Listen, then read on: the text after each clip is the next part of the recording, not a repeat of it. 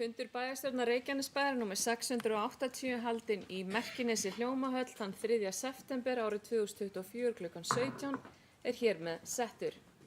Viðstaddir eru bæjarfulltrúarnir Sverrir Bergmann Magnússon, Hjörtur Magnús Guðbjartsson, Halldóra Fríða Þorvaldsdóttir, Bjarni Páll Tryggvason, Díana Hilmarsdóttir, Valgerður Björk Pálsdóttir, Helga Jóhanna Oddsdóttir, Margrét Ólöf Sandes, Guðbergur Reynisson, Margrét Þórarinsdóttir og í forsætishús sem hér stendur Guðný Birna Guðmundsdóttir.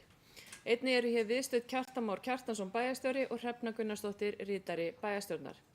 Á dagskrá bæjarstjórnar í dag eru 9 mál til umfjöllunar. Það eru fundagerðir bæjarráðs frá 22. og 29. ágúst, fundagerð umhverfis- og skipulagsráðs frá 23. ágúst, fundagerð atvinnu- og hafnaráðs frá 22. ágúst, fundagerð sjálfbærniráðs frá 28. ágúst, fundagerð menntaráðs frá 30. ágúst og fundagerð menningar- og þjónusturáðs frá 30. ágúst. Svo í lokin tökum við fyrir valkostagreiningu vegna sameiningu sveitarfélaga til fyrri umræðu og síðar jafnréttisáætlun Reykjanesbæjar 2024 til 2027 til síðari umræðu. Nú hér í byrjun fundar vill forseti óska íbúum Reykjanesbæjar til hamingju með að það sé komin september sem þýðir aðeins eitt. Það styttist í okkar allra bestu ljósanótt sem einnig núna hluti af okkar 30 ára afmæli. Forseti vonar að íbúar og gestir njóti hátíðarinnar sem fer fram dagana 5. til 8. september og vona þess innilega að veðurguðirnir sýni okkur miskunn í þessu skrítna veður sumri ef svo mætti kalla. Að lokum vill forseti segja að hér á gleðin, hamingjan og ljósin að vera aðalatriði sem hátíð íbúa og að ofbeldi af einhverju tagi verða ekki liðin í sekúndubrot hér í okkar samfélagi. Gangi hægt gleðina dyr, kæru vinir, og eigi sem allra bestu ljósanótt. En að dagskránni, kæru bæjarfulltrúar, hér hefjum við umræðu á fundagerðum bæjarráðs frá 22. og 29. ágúst síðastliðnum. Orðið er laust og það hefur beðið Halldóra Fríða Þorvaldsdóttir. Gjörðu svo vel.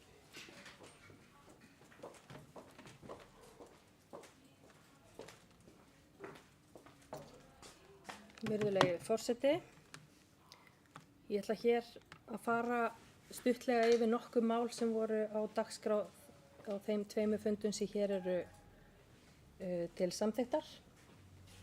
Og ég ætla að byrja á fyrri fundinum á fyrsta máli þar sem að Regína Fanný Guðmundsdóttir, sviðsstjóri fjármála- og stjórnsýslusviðs, mætti á fundinn ásamt Þorgeiri Sæmundsyni sem deildarstjóri reikningshalds og þau lögðu fram drög að árshlutareikningi sveitarfélagsins fyrir tímabili janúar til júní núna 2024. En niðurstaðan þar er halli sem þýðir að við þurfum að passa okkur hér vel í rekstrarhlutanum áfram. Eins og við vitum þá er verðbólgan há og við erum í mjög stórum og kostnaðarsömum framkvæmdum, bæði við sjálf og líka í samvinnu við ríkið, til að mynda í byggingu hjúkrunarheimilisins. En það eru kostnaðarliðir þarna inni sem við eigum eftir að gera reikninga upp á og svo aðrir þættir sem hafa áhrif þarna á. En mikilvægast er að við tökum hérna áfram vel utan málin og þá komum við að næsta máli sem var annað mál þar sem við fórum yfir fjárhagsáætlun, fjárheimildi 2025 og svo fjárhagsáætlun 25 til 28 og það var sviðsstjóri fjármála- og stjórnsýslusviðs, hún Regína, sem hélt þar áfram og lagði fram minnisblað með tillögu að ramma fyrir fjárheimildir næsta árs, þar sem komu fram helstu forsendur og búið var að leggja línur tekjuáætlunar. Og nú tekum við vinna okkar allra bæjarfulltrúa og við höfum sett niður fundaröð núna fram í desember þangað til að fjárhagsáætlunin verður tekin hér til síðar umræðu. Þriðja mál á dagskrá þessa fyrri fundar var skipulag íþrótta- og skólasvæðis við Afreksbraut. En það voru þeir Jón Stefán Einarsson frá YES Arkitektum og Guðlaugur Sigurjónsson, sviðsstjóri umhverfis- og framkvæmdasviðs og Hafþór Birgisson, íþrótta- og tómstundafulltrúi sem mættu á fundinn og fóru yfir fundargerð samráðshóps hagsmunaaðila frá 16. ágúst ásamt tillögum varðandi uppbyggingu íþróttamannvirkja á svæðinu við Afreksbraut og staðsetningu skólabyggingar. En þessi vinna hefur verið í gangi nokkuð tíma en rekja má upphafi til skýrslu sem starfshópur uppbyggingu íþróttamannvirkja skilaði af sér og þar kom fram að þörfin væri mest hjá knattspyrnudeildum beggja félaga, fimleikadeild Keflavíkur og deilda sem eru í víkjandi húsnæði. En tillögurnar sem voru kynntar á þessum fundi voru mjög góðar og við fögnuðum því að breiður samráðshópur hafi unnið í málinu frá upphafi og þau komu saman núna í vor, þessi hagsmunaaðila hópur. En á þessum bæjarráðsfundi var skipaður stýrihópur sem mun leiða framhald þessa gríðarstóra verkefnis og markmið þeirra að halda utan þennan fyrsta fasa verkefnisins sem hönnun og deiliskipulag á íþrótta- og skólasvæðinu við afreksbrautina. En bæjarráð í heild sinni taldi þarna mjög mikilvægt að sömu hagsmunaaðilar sem eru framkvæmdastjórar og formenn þeirra deilda sem hér ræðir haldi áfram að vinna með stýrihópnum til þess að tryggja bæði gott upplýsingaflæði á milli allra aðila og líka því að þörfum íþróttahreyfingarinnar verði mætt. Það er ljóst að það munu mjög mörg koma að þessu verkefni en þar má nefna meðal annars auk stýrihópsins, það er að segja á hagsmunaaðilanna, umhverfis- og framkvæmdasvið, menntasvið og þar undir auðvitað íþrótt- og tómstundamáli líka og nefndir sem eru á þessum sviðum og starfsfólk. Og stýrihópurinn hefur unnið að því núna síðustu daga að gera hagaðilagreiningu þar sem öll sem að verkefninu koma hafa skýrt hlutverk og ábyrgð og ég held að það megi segja það að þetta er eitt af stærri verkefnum sem við höfum farið að stað með og það verður bara mjög áhugavert að fylgjast áfram með þessari vinnu. Nú í fjórða máli kom Hera Ósk Einarsdóttir sviðsstjóri velferðarsviðs á fundinn og fóru við minnisblað breytingar á reglum Reykjanesbæjar sérstakan húsnæðisstuðning. En það var þörf á að gera breytingar hjá okkur þar sem að Alþingi samþykkti breytingar á lögum húsnæðisbætur í vor og það markmið sem þeir settu sér þar var að styðja við nýgerða kjarasamninga til 4 ára á almennu vinnumarkaði með því að hækka húsnæðisbætur og auka þannig ráðstöfunartekjur heimilanna. En það er ekki gert ráð fyrir að þessi hækkun hafi áhrif á fjárhagsáætlunina okkar, heldur eingöngu verið að tryggja að samþykkt Alþingi skili sér að fullu til leigjenda. Hera fylgdi máli 5 líka eftir sem voru dagdvalir aldraðra í Reykjanesbæ, þar sem að lagt var fram minnisblað með tillögu af breytingum og sameiningu dagdvala í sveitarfélaginu. En eins og við vitum eflaust öll þá eru í dag reknar 2 dagdvalir, önnur á Nesvöllum og hin í Selinu. En þarna var óskað eftir að bæjarráð myndi heimila að fariverðarstaði í hönnun á húsnæðinu eða það er að segja á jarðhæð Nesvalla og útivistarsvæði þar fyrir utan. Og okkur fannst þetta bara jákvæð beiðni og Kjartansinni bæjarstjóra var falið að vinna áfram í málinu. 7. mál á dagskrá þessa fundar heitir hér bættar starfsaðstæður í leikskólum. En það voru Helgi Arnarsson, sviðsstjóri menntasviðs og Ingibjörg Bryndís Hilmarsdóttir sem leikskólafulltrúi sem komu á fundinn og þau lögðu fram minnisblað með tillögu að fyrirkomulagi á afslætti á leikskólagjöldum fyrir starfsfólk leikskóla Reykjanesbæjar en við höfðum óskað eftir því að þau myndi vinna það. Og það sneri að því að starfshópur vann hér fyrir á þessu ári tillögur vegna bættra starfsaðstæðna í leikskólum og þær tillögur voru 3, bæjarráð samþykkti 1 þeirra og 2 þeirra eru áfram í vinnslu. En bæjarráð samþykkti þessa tillögu. Síðasta máli á dagskrá þessa fundar var uppgjör vegna grindvískra leikskólabarna þar sem lagt var fram minnisblað fyrir uppgjör vegna tímabilsins janúar til júní. Og það voru Helgi, sviðsstjóri menntasviðs og Ingibjörg, leikskólafulltrúi sem fylgdi því líka eftir. En eins og við munum þá var búið að semja uppgjör vegna grunnskólanemenda í vor, en það átti eftir að ganga frá samkomulagi vegna leikskólana. Og til að því sé haldið til haga þá að ræða uppgjör á milli sveitarfélagana en ekki greiðslu sem foreldrar inna af hendi.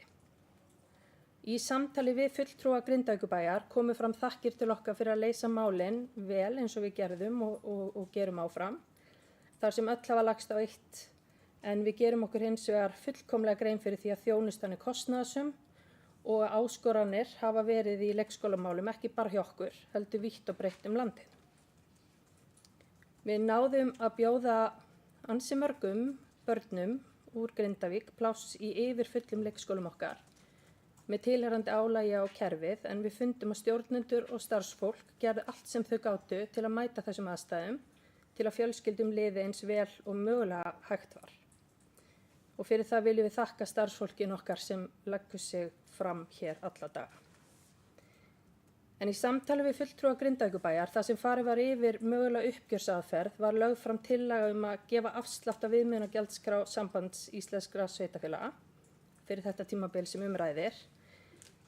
En minnisblaðið sem tekið var fyrir á þessum fundi sneri að uppgjöri vegna barna í leikskóla frá janúar til júní eins og það var sagt og miðast það við viðmiðunargjaldskrá án afsláttar, en hins vegar eru við ekki að óska eftir uppgjöri vegna nóvember og desembermánaða og heldur ekki fyrir þann tíma þar sem börn eru að nýta aukalega umfram heila klukkustund, eins og í mörgum tilfellum af þeim sem hér ræðir. Af þessum sökum var talið sanngjarnt að farin væri þessi leið og hún væri ekki íþyngjandi fyrir Grindavíkurbæ. En við upplýstum þá fulltrúa sem í samtalinu voru þessa aðgerð við uppgjörið og uppgjörið var á bæjarráðsfundinum samþykkt með 4 greiddum atkvæðum en fulltrúi Sjálfstæðisflokksins greiddi atkvæði á móti. Nú á seinni fundinum þá héldum við áfram að tala fjárhagsáætlunina sem við munum gera núna á öllum fundum bæjarráðs þar til hún hefur farið í gegnum síðari umræðu. Og þar var líka í 6. máli farið yfir valkostagreiningu vegna sameiningar sveitarfélaga sem sérmál sem verður tekið fyrir hérna síðar á þessum fundi og mun ég þá óska eftir að fá að taka til máls þá til þess að skýra það aðeins betur. En svo voru eins og áður bara ýmis umsagnarmál og fundargerðir, alltaf af nóg að taka, næg að taka í bæjarráði. Takk fyrir.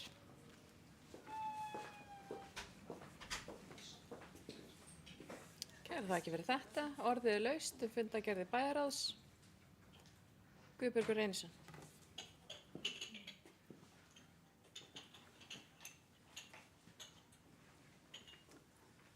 Forseti, bæjarfulltrúar, góðir gestir. Tek undir það, þetta er skemmtileg vika, ljós og nótt. Hún er nú nánast byrjuð. Það er svo mikið líf orðið í bænum og mikil flott dagskrá. Formaður bæjarráðs, bæjarfulltrúi Halldóra Fríða, fór nú ágætlega yfir fundargerðirnar 2 sem að ég var búinn að merkja nokkra hluti hérna en mér langaði svona að fara inn í lið 3 þar sem skipulag íþrótta á skólasvæðis við afreksbraut og mér langaði þó ég fagni því að það sé verið að ræða þetta í bæjarráði og það sé verið að skipa starfshópa að þá skil ég ekki af hverju endalaust verið að skipa starfshópa í þetta mál, var ekki starfshópur með þetta og af hverju verið að skipa núna starfshóp án íþróttahreyfingarinnar. Má ekki íþróttahreyfingin bara vera með í þessu. Ég búinn að ræða við marga innan íþróttahreyfingarinnar síðustu daga og þetta greinilega ekki alveg á hreinu hvert áframhaldandi skref í þessu máli. Allavega það sem að maður ræði við innan félagana. Það er nú búið að ákveða nokkur mál á þessu svæði, á þessu afreks íþróttasvæði okkar og mér finnst einhvern veginn eins og íþróttahreyfingin sé ekki almennilega með í ráðum.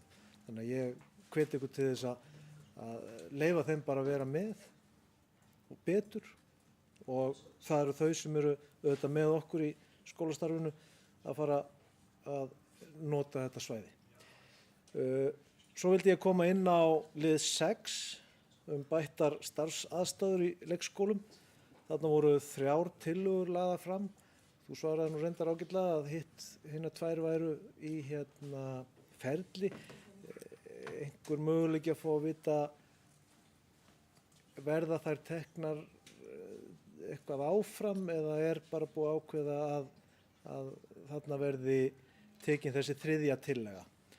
Þannig að það var ágætt að vita það. En svo skemmtilegt að segja frá því að við erum byrjuð á þessum fjárhagsáætlunarvinnu og ég ætla að vona að í fjárfestingaáætluninni sem að nú ekki almennilega við erum ekki búin að sjá, þar verði heldur betur tekið á að fara að fjárfesta í umferðaröryggi í bænum, hringtorgum og ég verið að reyna að ná að því.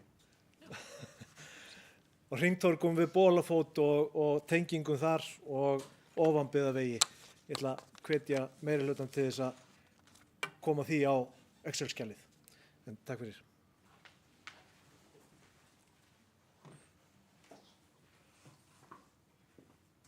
Kærar þakkir Guðbergur. Sverrir Bergmann Magnússon.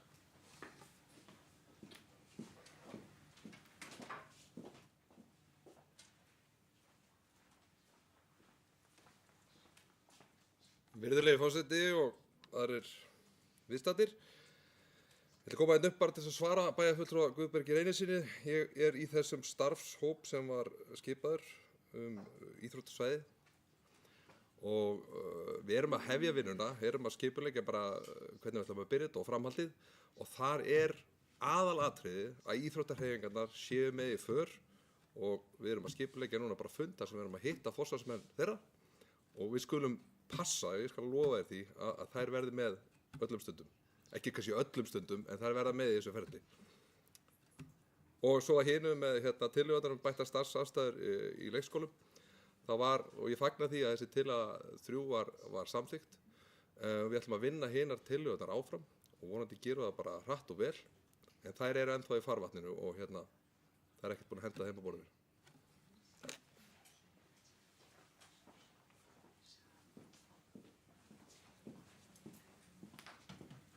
Kærar þakkir fyrir þetta. Halldóra Fríða Þorvaldsdóttir.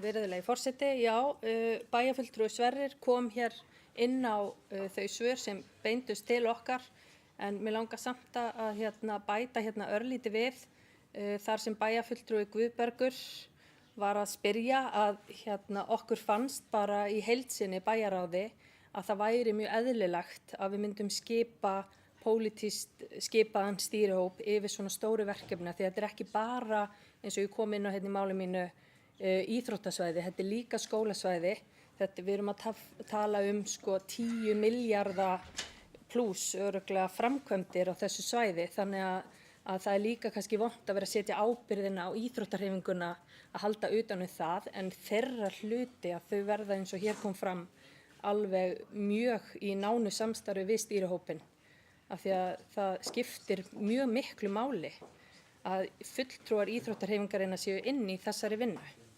Það alveg þeir eru gríðarlega mikilvægir hagsmunaaðilar inn í vinnunni. Þannig að það bara kannski svari líka. Þetta svo umfangsmikið verkefni að það mikilvægt að við séum með pólitíska ábyrgð líka þarna inni.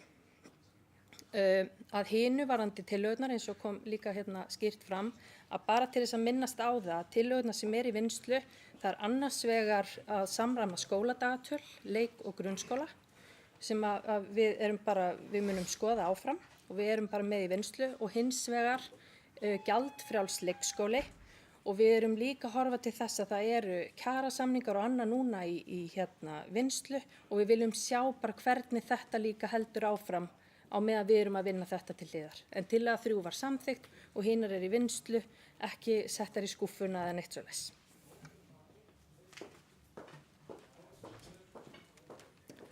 Kærar þakkir fyrir þetta. Forseti vill aðeins koma upp undir einmitt lið 3, skipulag íþrótta- og skólasvæðis við Afreksbraut. Þarna liggja fyrir 2 tillögur að uppbyggingu svæðisins við Afreksbraut eins og hér búið að koma fram.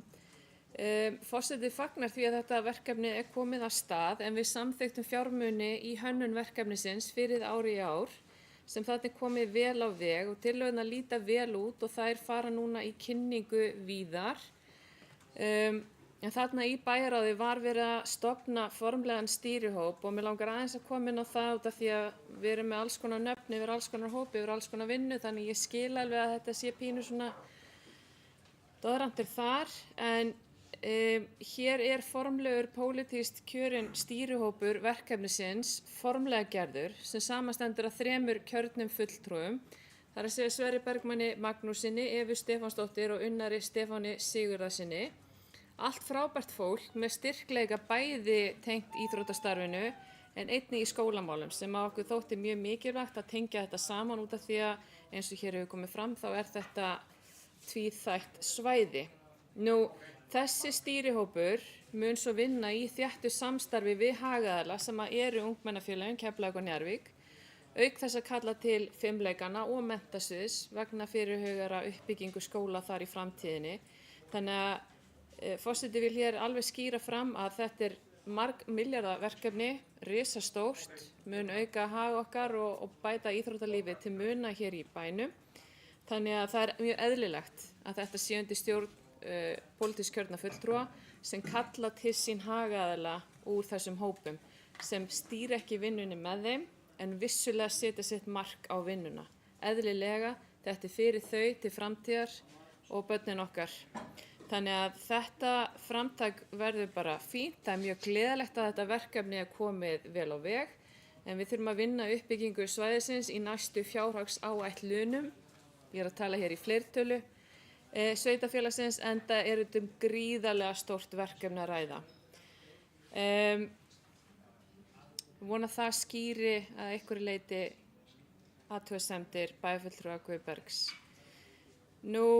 Forseti vil aðeins koma líka undir máli 6, bættar starfsaðstæður í leikskólum. Þarna er bara mjög gott mál á ferðinni eins og hér hefur verið rakið. Þarna voru lagðar fram 3 tillögur en þarna fær starfsfólk sem að kemur til starfs til okkar í 80% starfshlutfalli eða meira afslátt fyrir sín börn á leikskóla og þarna erum við að reyna að hjálpa til við að fá fleira starfsfólk inn í okkar stofnanir sem að fjölga talsvert. 3 nýju leikskólar á árinu, það munar um það. Þannig að við erum að hlusta á hópinn og erum búin að samþykkja þessa tillögu. En hinar 2 eru áfram í vinnslu, þær eru alls ekki gleymdar. Við erum að bíða eftir ýmsa vinnu til að taka það mál áfram. En orðið er laust fundargerðir bæjarráðs, Margrét Sanders.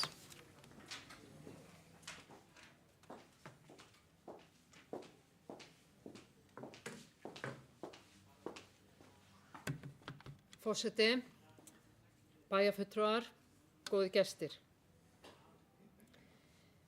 Við lifum á skrýtnum tímum og blaðamaður skrifaði daginn að það er sturluð staðreynd að við sem búum hér á Íslandi erum að fara í gegnum tímabil jarðhræringa á Reykjanesi sem geta varið bara heilan mannsaldur.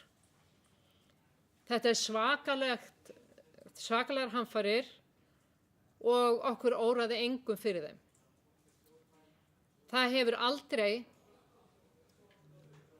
aldrei gerst á Íslandi áður að þetta mikill fjöldi þurfi að yfirgefa bæinn sinn eins og Grindvíkingar þurftu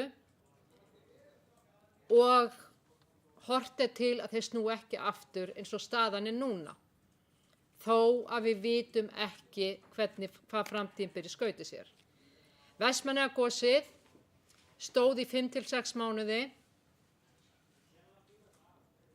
og það var tímabundið ástand þar sem var síðan risið upp og farið að byggja upp. Við getum ekkert okkar hérna inni og heima sett okkur í spor Grindvíkinga.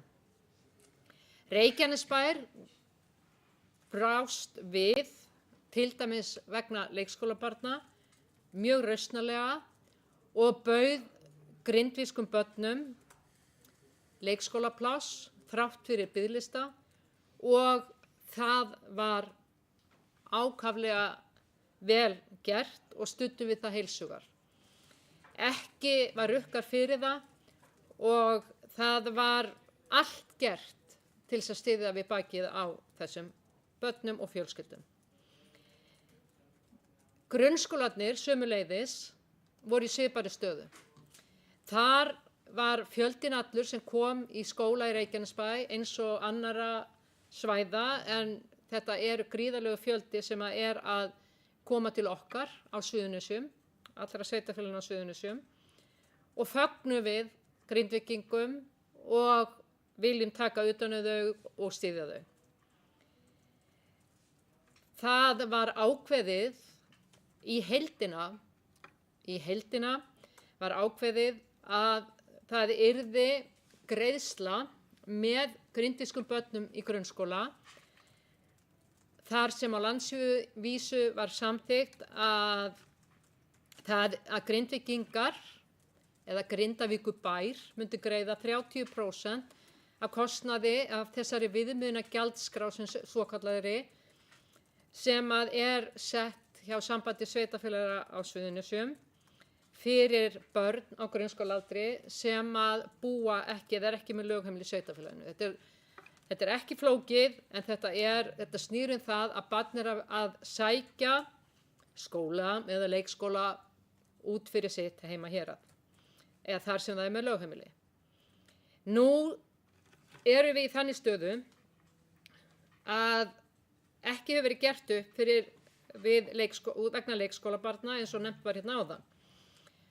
Og það ekki gott að málið sé í þeim farvegi að bæjarstjóri Grindavíkur sendir til sveitarfélags Reykjanesbæjar og ekki neins annars núna en verður gert í framhaldi og óskar eftir að það verði gert uppgjör vegna leikskólabarna. Og bara þannig að það sé sagt að í upphafi bréfsins þá þakkar bæjarstjóri fyrir hönd Grindavíkurbæjar og Grindvíkinga fyrir það sem hefur verið gert í grunnskólamálum, þar sem var rukkað þessi 30% og óskar eftir að við tökum vel í að skoða hvort að möguleiki sé að greiðslur miðist við 70% af viðmiðunargjaldskrá Sambands íslenskra sveitarfélaga eins og kemur fram í bréfi bæjarstjóra Grindavíkur. Það þarf samt að taka fram að það mjög skýrt og það kemur mjög skýrt fram í bréfi bæjarstjóra að þeir eru alls ekki að fara fram á þar sem að útlagður kostnaður eins og fyrir börn með sérþarfir að gefin sig einhver afsláttur af því. Þar beinn útlagðan kostnað að ræða þannig að það að sjálfsögðu greitt að fullu. Það reyndar óskað eftir því í þessu bréfi að fá upplýsingar og ég ætti frekar bara að lesa hvað stendur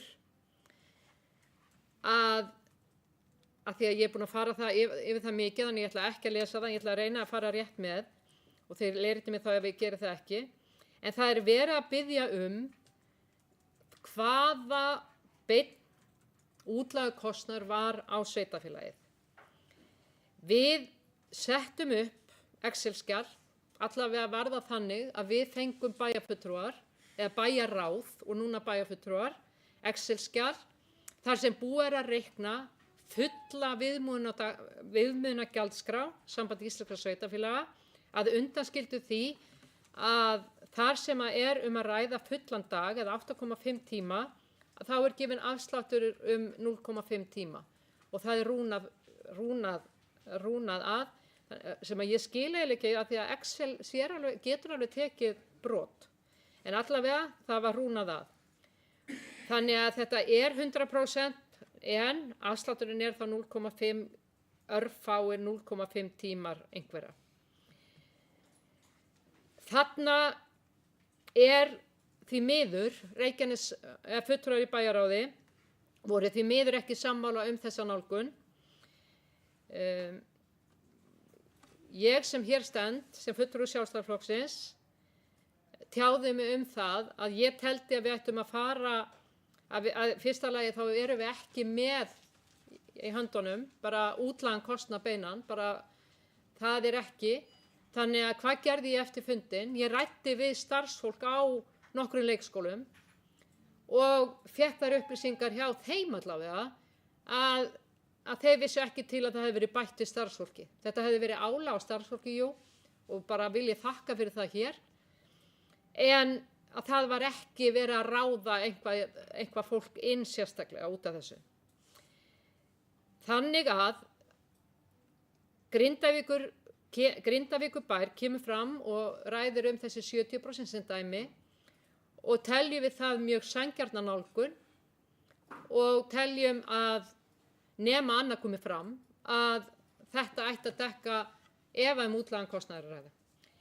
Við erum því með bókun vegna þessa máls en ég vil aftur ítreka að mér finnst vont að standa hér í pontu og að við séum ekki sammála um þetta mál. En ég get ekki samþykkt 100% rukkun fyrir janúar til júní 2024 á sama tíma og það er algjör óvissa hjá fjölskyldum hvar þau ætla að búa, hvernig þetta verður, munu að flytja til Grindavíkur og svo framvegis. Núna eftir sumarfrí að þá reiknum við með að flestir eða mjög margir séu þá búin að skipta lögheimili þannig að þetta verða þá færri börn sem ræðir.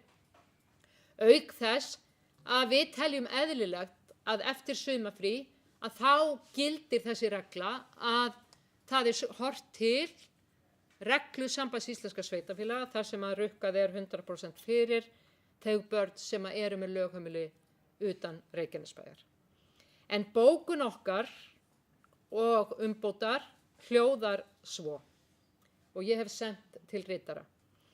Sjálfstæðisflokkurinn og umbót greiða atkvæði á móti hugmyndum meirihluta Samfylkingar, Framsóknar og Beinnar leiðar að rukka Grindavíkurbæ að fullu fyrir þau leikskólabörn sem voru enn skráð með lögheimili í Grindavík á tímabilinu janúar til júní 2024.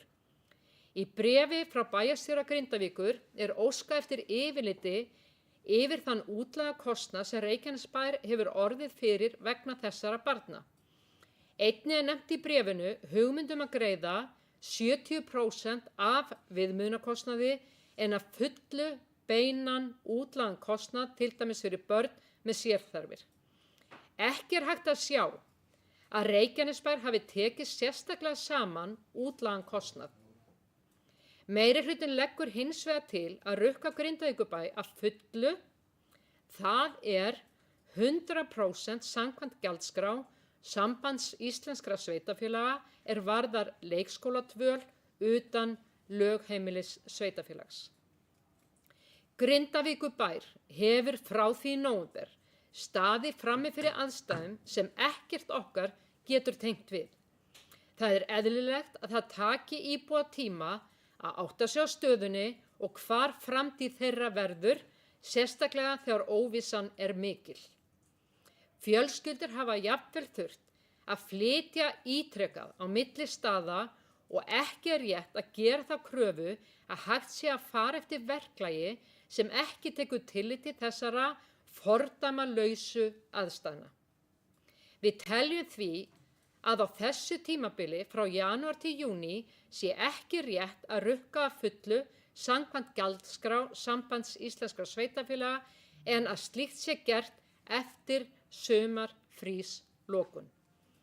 Það er miður að ekki hafi náðst samstaða í þessu mikilvæga máli, en Sjálfstæðisflokkurinn og umbót munu ekki samþykkja annað en að Reykjanesbær geri allt sem í okkar valdi stendur til að aðstoða nágranna okkar eftir bestu getu. Og undir þetta rita Margrét Sandes, Guðbergur Reynisson og Helga Jóhanna Oddsdóttir Sjálfstæðisflokki og Margrét Þórarinsdóttir umbót.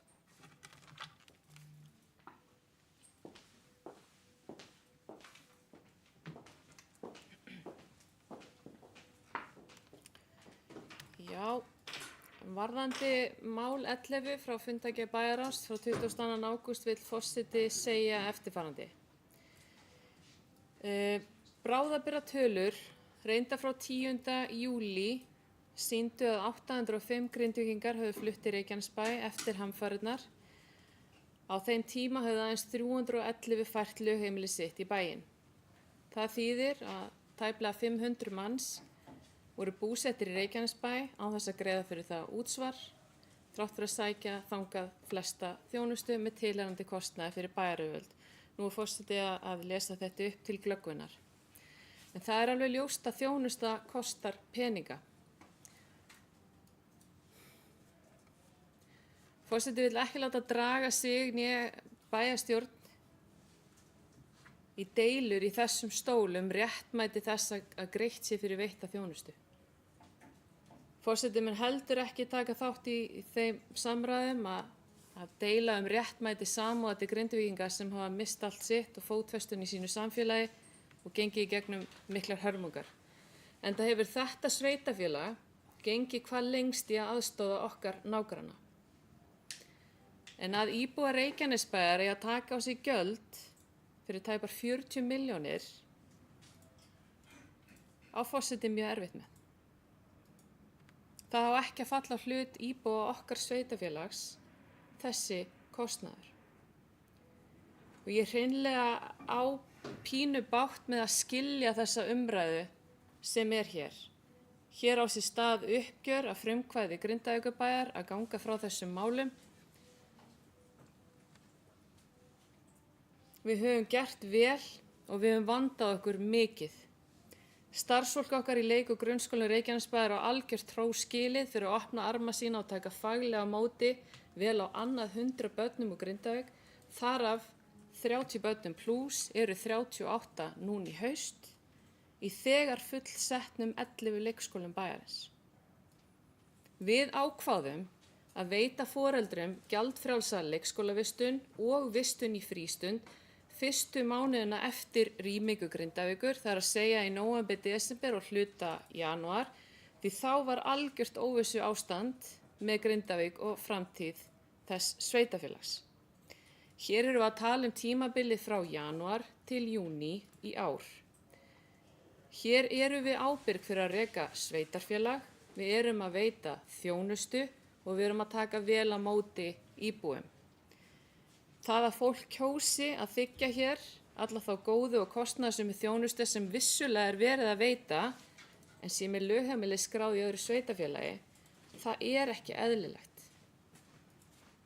Öllum þessum mánuðum síðar og það er ekki sanngjarnt fyrir þjónustu veitandi sveitafélagi og það hljóta allir að sjá það. Við lítum ekki á þessi börn sem grindvísk börn, við lítum á þetta sem okkar börn og eru hér ákaflega velkomin, svo það sé skýrt sagt, eins og forseti við minnst á hér áður í ræðustól bæjarstjórnar. Við höfum aldrei tekið illa á móti Grindvíkingum, við höfum aldrei kvartað og kveinað, aldrei.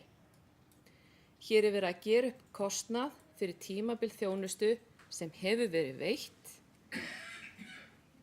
sem þarf að greiða fyrir og það er alveg kýrskýrt og alveg ljóst að ríkið ætlar ekki að stíga inn í það samtal.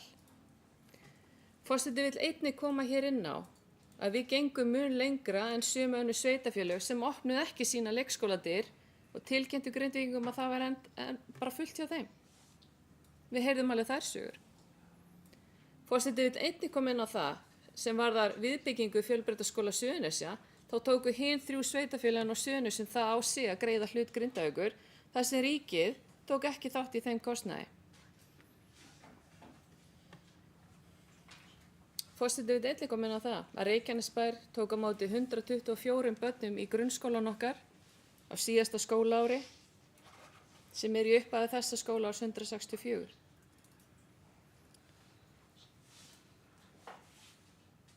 Af þessum 164 grunnskólanemendur eru 52 þeirra enn með lögheimili í Grindavík. Við kappkostum að sjálfsögðu að leggja okkur öll fram að taka vel á móti öllum en þarna fáum við ekki tekjur með tæplega þriðjungi þessara barna en veitum þjónustuna engu að síður.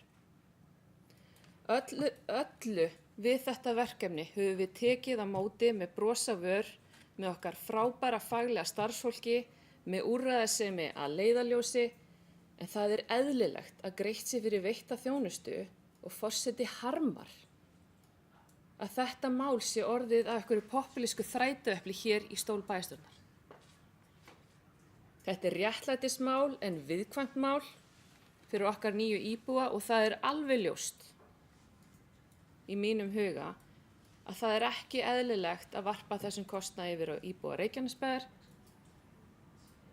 Hér er uppgjör milli sveitafélaga að ræða, hér er ekki rukkanir til einstakra foreldra, grindvískra barna og aftur, forseti segja það að öll grindvísk börn eru hér velkomin og allir grindvíkingar og við erum heppin að fá þennan auðuga hóp fólks til að búa hjá okkur, verið hjartanlega velkomin og aftur að gera þessa umræðu að þrætu epli hér gerir mig dabra, orðiðlaust. Margrét Sanders.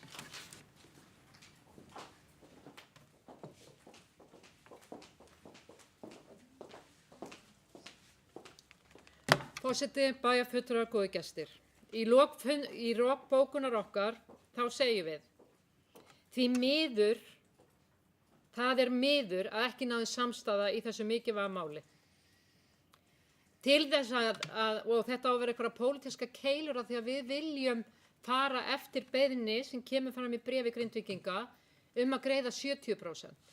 Ég kunni nú ekki við að nefna tölu, ég hélt að þetta væri gagn sem að væri kannski ekki opinbert, en við skulum það bara tala skýrt.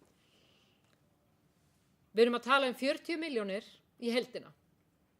Grindavíkurbær nefnir sem dæmi 70%. Munurinn er rétt rúmlega 10 milljónir. Fjölmennasti leikskólinn þarna, sá leikskóli sem tók á móti flestum börnum, Vesturberg, það er kringum 10 milljónir. Hefur orðið 10 milljóna útgjaldaaukning á Vesturbergi? Var verið að ráða einn starfsmann eða fleiri? Nei. En það er akkurat það sem að Grindavík er að tala að þeir vilja fá að vita ef það er útlagukostnaður þá sjálfsögðu borgaðir það. Það verður aldrei staðið á þeim. Og að segja þetta sé pólitískur leikur að því að við erum ekki sammála því að rukka á 100%, mér finnst það ódýrt. Þetta er mál sem átti aldrei að fara svona að mínu mati. Þetta er mál sem átti að vera ákveðið á saman hátt og með grunnskólana og það var meira að segja talað það á fundi sem ég er að vitna í og ég trúi ekki að þið nefni að það hafi verið trúnaðarmál, hvort að sé ekki þá rétt að koma þessi í þennan farveg eins og grunnskólarnir. En það eru skiptar skoðanir þetta. Við höfum þá skoðun að við eigum að fara 70% leiðina. Það þýðir að tæplega 30 milljónir koma til Reykjanesbæjar vegna grindvískra barna, janúar til júní, ekki 38 eða 9. Það er málið. Það er ekki að ef að ég er með blað þar sem stendur nákvæmlega aukinn kostnaður Reykjanesbæjar, þá getum við fara að þræta það að Grindvíkingar séu að borga rekstrarkostnað og við séum að auka álögur á íbúana okkar út af þessu. Ef þetta er engin útlagukostnaður, ef við förum hina leiðina, erum við þá að fá tekjur af þessu? Ætlum við þá bara að fá 39 milljónir eins og var nefndar áðan? Við vorum ekki einu sinni að leggja til að gera þetta allt frítt. Við vorum að leggja til að fara 70% leiðina. Þetta er stórmunur á og okkur finnst þetta sanngjarnt, eðlilegt og ef að útlagukostnaður sem að ég sá aldrei, bara nákvæmlega útlagukostnað við þetta, en ég veit að það er ekki fjöldinn allur sem hefur verið ráðinn hérna í Reykjanesbæ til þess að standa straum á þessum kostnaði. En þetta er miður, þarna átti að fara í viðræður þetta mál eins og gert var með grunnskólan, en ég veit að leikskólinn er ekki lögbundinn og þess vegna kannski fer þetta aðra leið, en aftur, það er miður.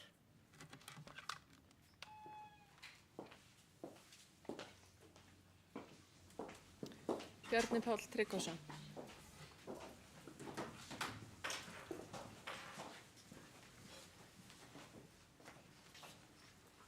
Forseti, bæjarfulltrúar, bæjarstjóri og góði gestir. Ég kem inn upp undir fundargerð bæjarráðs frá 22. ágúst síðastliðnum og það náttúrulega eru þarna liður 1 og 2 kannski til að byrja með sem ég vil minnast aðeins á, sem er annars vegar ársluta uppgjörið hjá okkur í Reykjanesbæ og hins vegar fjárhagsáætlunarvinna sem er framundan. Það eru náttúrulega ákveðnar blikur þar í lofti og ég heyri alveg af umræðunum á þessum fundi hérna að við höfum ákveðna væntingar til þess að standa okkur í þeim skuldbindingu sem að við höfum svolítið svona gefum undir fótinn að við viljum endilega koma á koppinn í sveitarfélaginu hjá okkur. Og þar er náttúrulega fyrst og fremst gríðarlega fjárfestingar í íþróttaaðstöðu, skólahúsnæði, leikskólum, umferðarmannvirkjum, velferðarþjónustu, menningarhúsum og svo framvegis. Og bara minna bæjarfulltrúa að þetta kostar náttúrulega allt gríðarlegt magn af fé. Árslutauppgjörið er að gefa okkur þetta í kynna að ytri aðstæður er ekkert að þróast með okkur á sérstaklega hagfelldan máta. Fjármögnunarkostnaður er mikill og rekstrakostnaður hann eykst frekar en nokkuð annað. og við þurfum að stíga bara inn í komandi fjárhagsáætlunarvinnu með opinn huga gagnvart þessu og nálgast viðfangsefnið af festu og ábyrgð. Svo langar mig aðeins að koma inn á 11. mál sem hefur nú verið kannski hvað helst til umræði hérna undanfarið, sem snýr að stuðningi við Grindvíkinga og framlögin sem að snúa að leikskólamálum. Svolítið svona kannski verið að þvæla umræðinni hérna í eitthvað farveg sem að ég skil ekki alveg. Við erum að ræða hérna hvað er sanngjarnt og eðlilegt og þetta er svona átt að reikna málið akkurat svona eða hinsegin. Það eru þarna einhverjir mánuðir sem er veittur 100% afsláttur og öllum þessum gjöldum. Væntanlega ef þú rúllar því út þá færðu það út að nettó er þetta 70% eða eitthvað nálægt því. Þannig að ég sé enga sérstaka þörf fyrir að fara að bera í eitthvað bakkafullan læk með það að þetta finnist sanngjarnara heldur en hitt. Það er bara einhver blöðum það að fletta að Reykjanesbær, íbúar Reykjanesbæjar og starfsfólk Reykjanesbæjar og stofnana sem eru staðsettar inn í sveitarfélaginu. Ég hef aldrei skynjað neitt annað en að öllum sé mjög umhugað það að reyna að styðja við og standa með Grindvíkingum eins og hægt er í sínum hremmingum sem þeir eru að gangi í gegnum. Við þurfum náttúrulega að gera það ábyrgð líka með hagsmuni sveitarfélagsins í huga. Það er ekkert ótæmandi sjóður hér frekar en annars staðar og hvernig við svona við höfum lagt fram gríðarlegt framlag í grunnskólan eins og við komið fram, töluvert í leikskólana. Bæjarstjóri var hér vinnandi fyrir Grindavíkurnefndina fyrstu hérna á vegum Reykjanes fyrir, sem var bara hlutur sem að ég man ekki til þess að nokkuð verið spáði hvernig var greitt fyrir eða hvernig. Framlag Fjölbrautaskóla Suðurnesja, það er hlutur sem önnur sveitarfélög svæðinu taka til sín. Og svo mætti ég áfram halda Þannig að ég held við séum öll sammála það. Við viljum öll styðja sem best við það og þó svo sé eitthvað smá svona út úr á því hvort það sé farið í þessi 70% eða 100% seinna meira. Það sé ekki eitthvað sem er aðalatriði í mínum huga.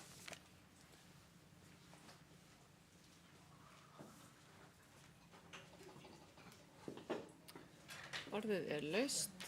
Fundargerð bæjarráðs. Meirihluti bæjarstjórnar er með bókun málið sem forseti les hér upp, sem ber heiti uppgjör vegna grindvískra barna í leikskólum Reykjanesbæjar. Meirihluti bæjarstjórnar harmar það að uppgjör vegna vistunar grindvískra barna í leikskólum Reykjanesbæjar sé tekið upp sem popúlísk umræða í bæjarstjórn. Við höfum tekið vel á móti okkar nýju íbúum og einstaklega vel hvað varðar móttöku í leik- og grunnskólum, enda eru flest grindvísk börn sem búa í Reykjanesbæ og við eigum að fagna því að Grindvíkingar vilji vera áfram á Suðurnesjum og byggja upp þetta svæði með okkur. Reykjanesbæ sem þjónustu aðili veittra þjónustu þykir eðlilegt að greitt sé fyrir leikskólavistun hjá okkar sveitarfélagi en á umræddu tímabili voru flest þeirra rúmlega 30 barna enn með lögheimili í Grindavík. Hér er að ræða uppgjör milli sveitarfélaga vegna vistunar barna í leikskólum Reykjanesbæjar með lögheimili í Grindavík fyrir tímabilið janúar til og með júní 2024 sem felur í sig kostnað upp á tæpar 40 milljónir. Þess má einnig geta að í uppgjörinu sem hér ræðir eru undan skildir mánuðirnir nóvember og desember 2023 ásamt hluta janúar 2024. Afsláttur sem með þessu var verið að veita Grindavíkurbæ nemur 11 milljónum króna. Öllu þessu verkefni höfum við tekið á móti með bros á vör, með faglegu starfsfólki, með úrræðasemi að leiðarljósi en það er eðlilegt að greitt sé fyrir veitta þjónustu. Og undir þetta rita allir fulltrúar meirihluta bæjarstjórnar. Orðið er ennþá laust fundargerðir bæjarráðs. Hér hefur enginn hvatt sér hljóðs. Jú, Helga Jóhanna Oddsdóttir, gjörðu svo vel.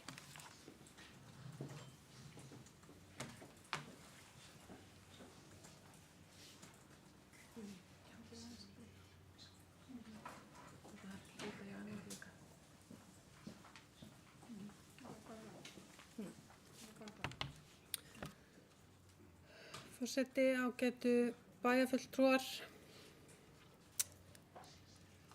Finnst eiginlega ótrúlegt að við skuli standa hérna þar sem við erum að ræða 10 milljón króna afslátt af gjöldum til fólks sem að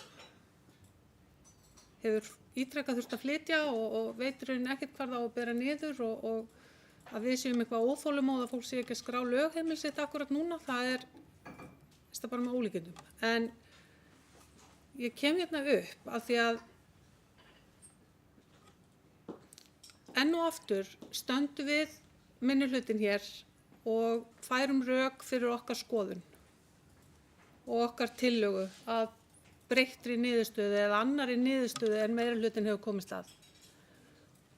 Og það er alveg með ólíkindum að virðulegi forseti og aðri bæjarfulltrúar áður skuli leyfa sér að nota orð eins og popúlismi. Það hefur verið varpað hérna fram á fyrri fundum að hér sé rasíska umræðu að ræða. Sko, ég frábið mér, og ég hef sagt þetta áður, svona orðræðu. Og ég óska eftir að eftirfarandi verði bókað. Við sjálfstæðismenn mótmælum því að okkar tillaga að mæta Grindvíkingum samkvæmt þeirra hugmynd sé ítrekað kallað popúlísk umræða. Slíkar upphrópanir lýsa engu nema rökþroti meirihlutans og við vísum slíku orðræðu til föðurhúsanna. Takk.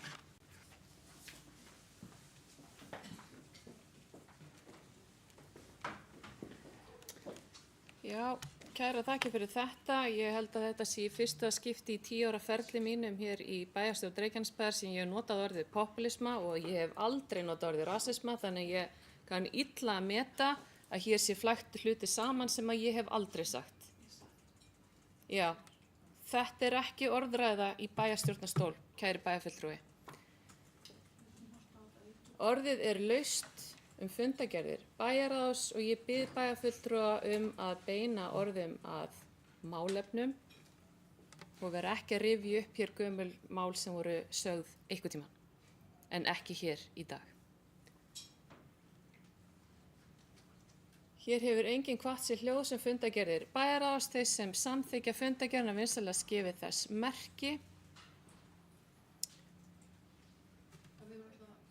Fulltrúar minnihlutans sitjið þið hjá eða eru á móti báðum fundagerðunum eða lið 11 í. Þið eru á móti, öll 4. Já, takk. Það er hér með skjalfest.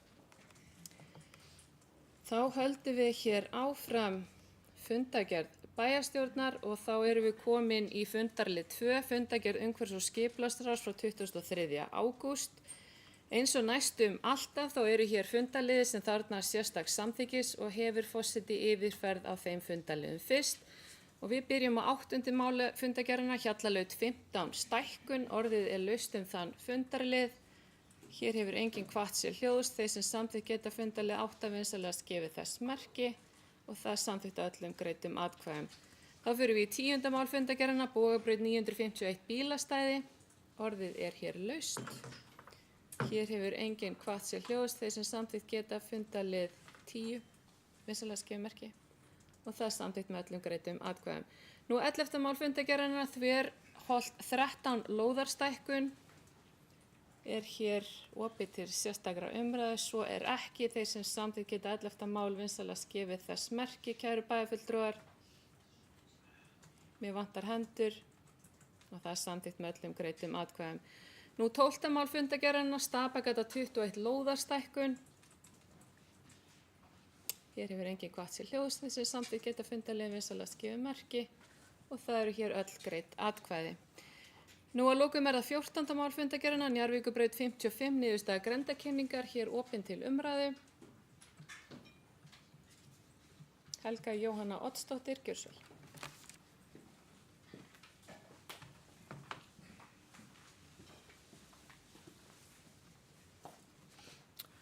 Virðulegi forseti, ágætu bæjarfulltrúar.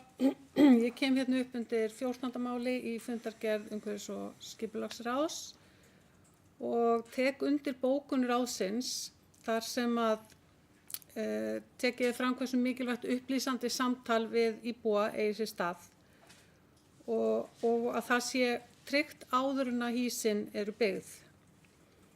Og mig langar til þess að leggja áherslu á það að samtal sem að þarf að eiga sér stað er mun ítarlegra heldur en það að íbúum hafi gefist kostur á að koma athugasemdum sínum á framfæri í í grenndarkynningu og svo framvegis.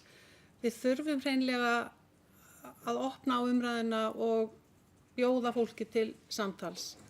Og það er vel að á síðasta fundi sáum við í bókun frá velferðarráði að starfsfólk velferðarsviðs hvetur íbúa til að koma og ræða við sig ef það hefur einhverjar spurningar. En ég tel að við þurfum að fara út til íbúana og upplýsa og taka þetta samtal, kynna starfsemina sem að þarna mun eiga sér stað og svona þá stuðningsstarfsemi sem að einnig hefur verið nefnd að muni vera þarna til staðar fyrir íbúa smávísana. Takk.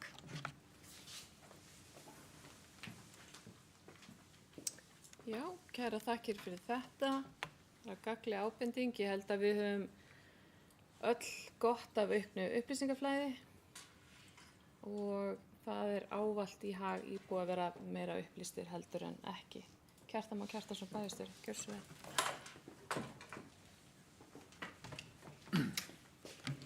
Forseti, ágætu bæjarfulltrúar. Í 18. máli umhverfis- og skipulagsráðs er til upplýsingar meira en afgreiðslu, skilst mér, fundargerðir eða afgreiðslu og samráðsfundi byggingafulltrúa, númer 366 og 367 og 4. mál í fundargerð frá 367. fundi snýr að því að byggingafulltrúi hefur gefið leyfi, stöðuleyfi fyrir 10 fermetra matarvagn að Hafnargötu 44, erindi samþykkt og stöðuleyfi veitt til 20. ágúst 2025 í 1 ár. Og það hafa hér nokkrir bæjarfulltrúar spurt mig það hvort að bæjarstjórn hafi eitthvað þetta að segja og ég hringdi, bara var ekki alveg viss og ég hringdi í bæjarlögmann, eða það er að segja lögmann umhverfissviðs núna áðan og þar kemur fram að byggingafulltrúa embætti sem er sérembætti það hefur fullnaðar afgreiðslu í þessum málum. Þannig að bæjarstjórn kjósi hún að hafa einhverja aðra skoðun og vilja hafa einhverja aðra skoðun á einstaka afgreiðslum þessar afgreiðslufunda þá sýnist mér það því miður ekki vera heimilt. Ég segi því miður að því að ég veit að hér er skoðanaglatt fólk sem vil kannski hafa aðra skoðun um byggingafulltrúin en þetta er engu að síður svona að sögn lögmannsins. Ég mun hins vegar vegna þessara spurninga fullvissa mig að þetta sé rétt og líka að fá rökstuðning frá byggingafulltrúnum bara svo við skiljum betur þessa afgreiðslu ásamt því að kanna hvort að, og ég efast ekki að hann hafi gert það, að þessi tiltekna starfsemi uppfylli öll skilyrði og heimild til dæmis heilbrigðiseftirlits og annarra. Ég vildi bara upplýsa bæjarstjórn þetta því að það hafa nokkrir bæjarfulltrúar komið að máli við mig þetta mál.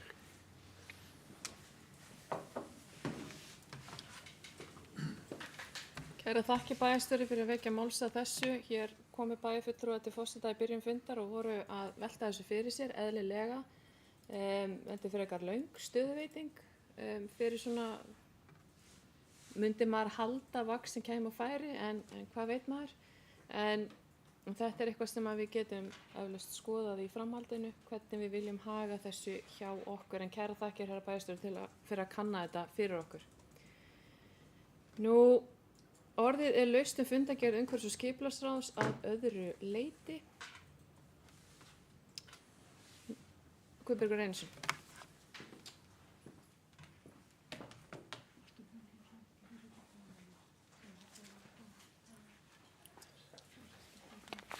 Forseti, bæjarfulltrúar og góða gestir.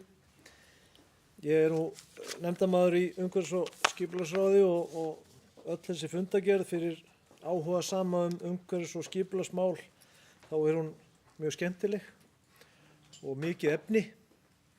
Mér langaði svona að hendast inn í nokkur mál hérna, til dæmis eins og, fyrsta mál er náttúrulega umhverfisviðurkenningar sem á að fara að veita á bókasafninu á fimmtudaginn í hvað hádeginu?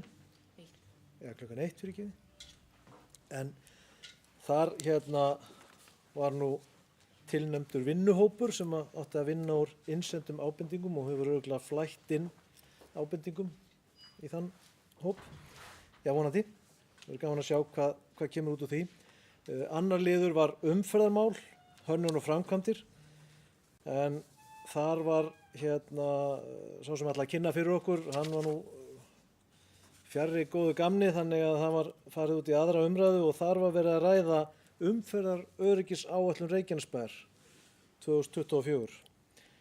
Og að því að kom nú inn á áðan fjárfestingaáætlun sem við þurfum að fara að leggjast í bæjarfulltrúarnir, að þá er nú gaman að segja frá því að við fengum aðeins að sjá inn í vinnuna í umferðaröryggisáætlunni. Ég er nú í þeim hóp, en ég held að það sé komið ár síðan að við vorum að diskutera hana almennilega síðast og jafnvel einhvern tímann í vetur. Ég hef ekki séð mikið af henni en ég hef heyrt að það séu í þessari skýrslu 15.000 orð og 80 aðgerðir. Þannig að það verður gaman að sjá hvernig við ætlum að flækjast í gegnum það. Þetta er allt til að stuðla að umferðaröryggi í bænum og ég veit að það er ótrúlega margir staðir sem þarf að taka niður, þannig að vonandi munu allir bæjarfulltrúar hjálpast að við að finna peninga í það.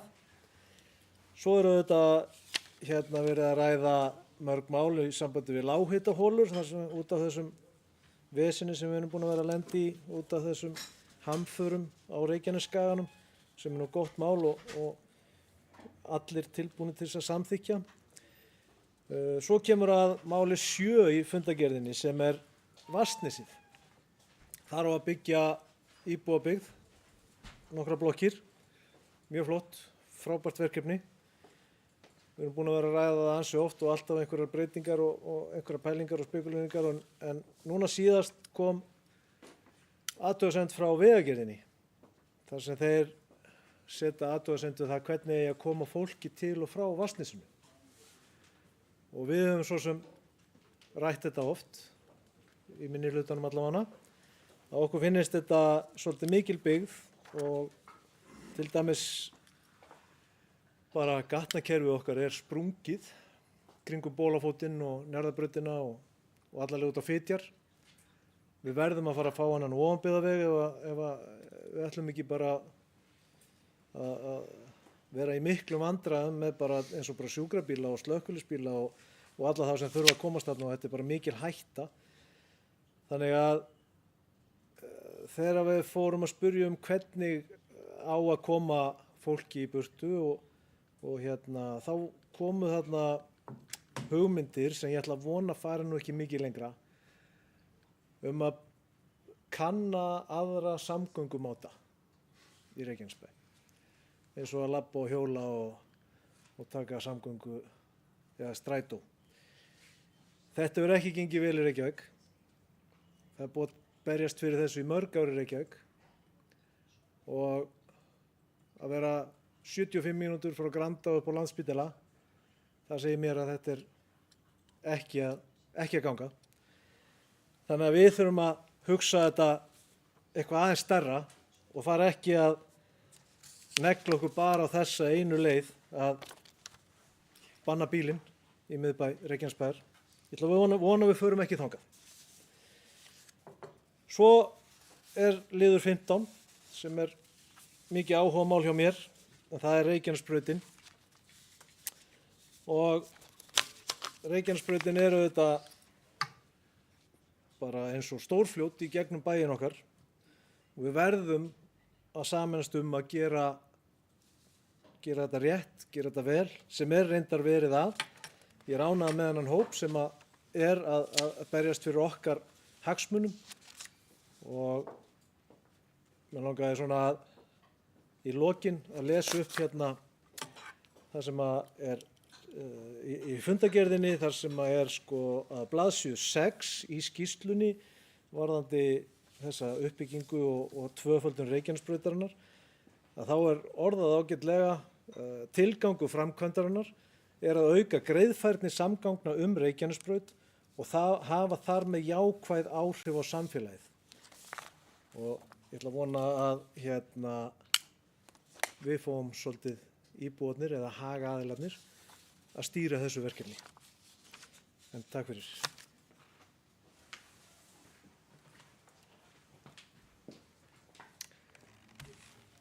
Takk fyrir þetta.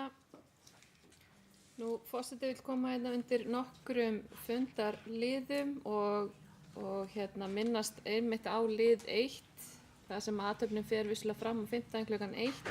En forseti vill minna bæjarfulltrúa á það að bæjarstjórnarbandið OLA, sem samastendur á 2 fulltrúum, ef ég næði að telja rétt, mun syngja saman í Ráðhúsinu klukkutíma fyrr, eða klukkan 12. Þannig að það er margt að vera þarna í Ráðhúsinu í hádeginu á 5.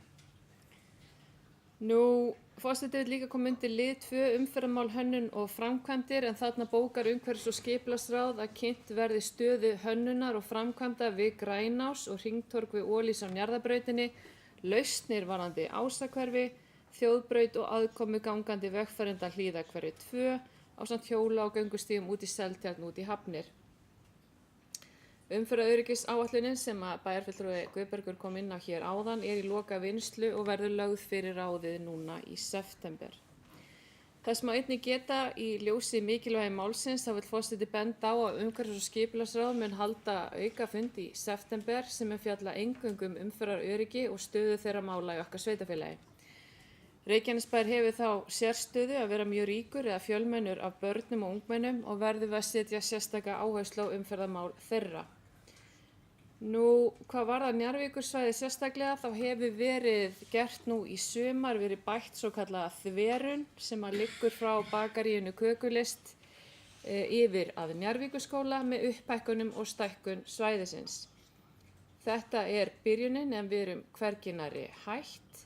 Við þurfum að fara og rýna þessi mál áfram en allir bæjarfulltrúar Reykjanesbæjar ákváðu það sameiginlega í okkar fjárhagsáætlunarvinnu í fyrra að leggja 20 milljónir í þetta verkefni umferðaröryggi barna í ár sem verið er að framfylgja og öll höfum við rætt hér í þessum stól mikilvægi þessa mála. En þetta má ekki taka of langan tíma, við getum ekki verið of lengi í hönnunarfasa og horfa á verkefni, við þurfum að taka til hendinni. En forseti hefur fulla trú á ráðsmönnum umhverfis- og skipulagsráðs að koma með lausnir sem við getum framkvæmt vonandi sem allra fyrst, þar sem að öryggi barna á að trompa allt annað. Nú í lið 3 sunnan Fitja AT12 lýsing og vinnslu til að breytingu aðalskipulags þannig verið að horfa til svæðisins hinum megin við Reykjanesbrautina því afsakið forseti er mjög áttavillt í áttum og gerir mér enga grein fyrir í hvaða átt þetta er en þetta er hinum megin við Reykjanesbrautina. Suður, kærar þakkir. En Reykjanesbær hefur í langan tíma horft til uppbyggingar rýmis frekrar starfsemi við þetta svæði en leyfilegt byggingamagn í dag er þarna 120.000 fermetrar en nú liggur fyrir áform frekari uppbyggingu bæði gróðurhúsa og gagnavera og gildandi deiliskipulag gerir ráð fyrir 198.284 fermetra en auka þarf byggingamagn í 283.500. Það er stækkun rúmlega 40%, þannig að umhverfis- og skipulagsráð er stórhuga eins og svo oft áður með framfarir í sveitarfélaginu. Nú þessi lýsing og vinnslutillaga verður auglýst samhliða en orðið er laust fundagerð umhverfis- og skipulagsráðs. Hér hefur enginn hvatt sér hljóðs þessi samþykkt geta fundagerðina frá 23. ágúst eins og las gefið merki. Fyrirgefiði kæru bæjarfulltrúar, ég sá ritarann áður en að ég forseti gleymdi hér áðan að taka sérstakt samþykki 14. mál sem snýr að Njarðvíkurbraut 55 niðurstaða grenndarkenningar. Hér kom upp bæjarfulltrúi til umræðu og forseti gleymdi sér aðeins í gleðinni. Þannig að ég ber það mál hér upp aftur, 14. mál fundagerðarinnar og það er samþykkt af öllum greiddum atkvæðum og svo fundagerðin í heild sinni. Afsakið, finnst ykkur ekki gaman að rétta upp hendi? Kæra þakki, kæru bæjarfulltrúar. Nú, þá höldum við ótrauð áfram og við erum komin í fundagerð Íþrótta- og tómstundaráðs frá 20. ágúst og orðið er laust þá fundagerð. Hér hefur enginn hvatt sér hljóðs. Þeir sem samþykja þetta fundargerð Íþrótta- og tómstundaráðs vinnsla gefa merki og það er samþykkt af öllum greiddum atkvæðum. Nú þá erum við komin í fundargerð atvinnu- og hafnaráðs á 22. ágúst og hér er komin Hendaloft Hjörtur Magnús Guðbjartsson. Gjörðu svo vel.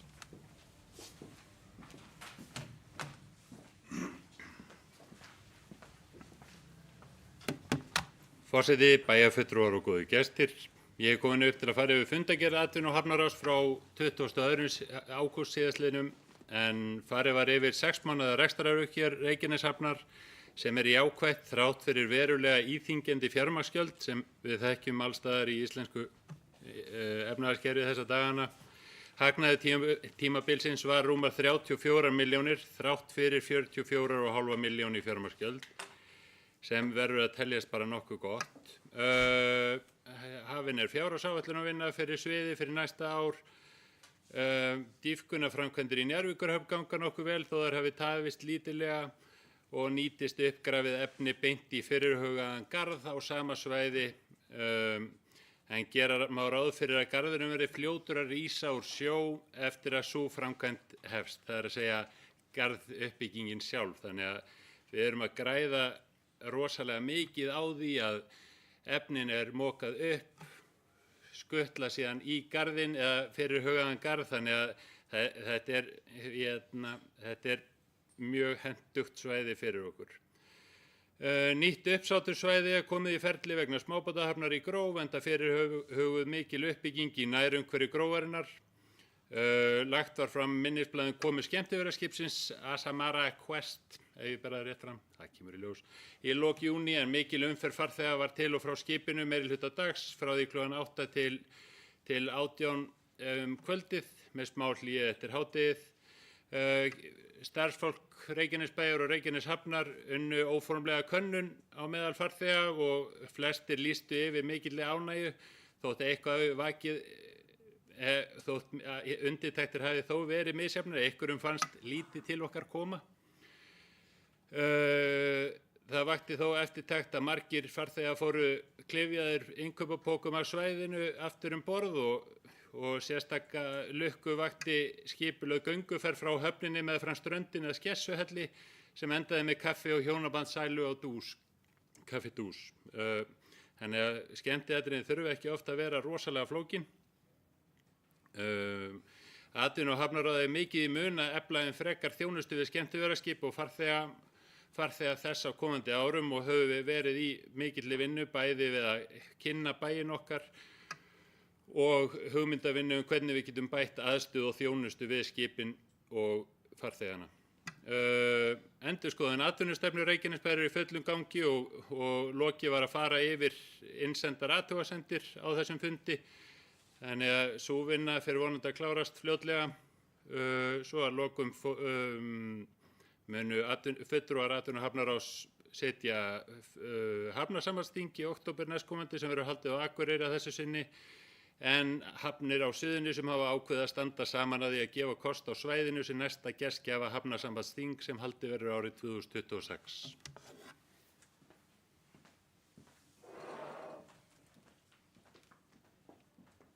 Takk fyrir þetta. Orðið er laust fundargerð atvinnu- og hafnaráðs. Hér hefur enginn hvatt sér hljóðs. Þeir sem samþykkja þetta fundargerð atvinnu- og hafnaráðs á 22. ágúst vinsamlegast gefið merki og það er samþykkt. Nú þá erum við komin að máli málanna, nefnilega sjálfbærnimála, en hér tökum við fyrir fundargerð sjálfbærniráðs frá 28. ágúst. Orðið er laust. Valgerður Björk Pálsdóttir, gjörðu svo vel.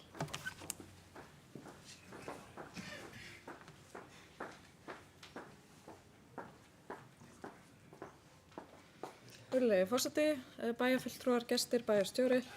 Mig langaði bara aðeins að ræða mál nr. 7 sem heitir sjálfbærni uppgjör Klappa fyrir Reykjanesbæ. Gagnið sem fylgir fundargerðinni er skýrsla eða sjálfbærni uppgjör eins og það heitir sem Klappir grænar lausnir hafa haft umsjón fyrir Reykjanesbæ. Sjálfbærni uppgjörið hefur að geyma helstu upplýsingar umhverfisþætti, félagslega þætti og stjórnarhætti Reykjanesbæjar og í uppgjörinu kemur fram að Klappir hafi skipulagt og haga vinnunni í samræmi við meginreglur Greenhouse Gas Protocol aðferðafræðinnar sem kveða á að framsetning upplýsinga losun gróðurhúsalofttegunda verði að vera lýsandi, nákvæm, heilleg, samræmd og gagnsæ. Ef þetta er eina gagnið sem við bæjarfulltrúar fáum til þess að kynna okkur varðandi losun sveitarfélagsins á gróðurhúsalofttegundum og mótvægisaðgerðum, þá finnst mér eitthvað verulega af því að upplýsingarnar eru ekkert rosalega skiljanlega framsettar fyrir meðalmannin sem skilur ekki tölurnar í töflunum hana. Það hefði verið mjög gagnlegt að fá skýrslu á rituðu máli líka sem túlkar tölulegu gögnin og kem ég þessu hér með á framfæri til formanns sjálfbærniráðs.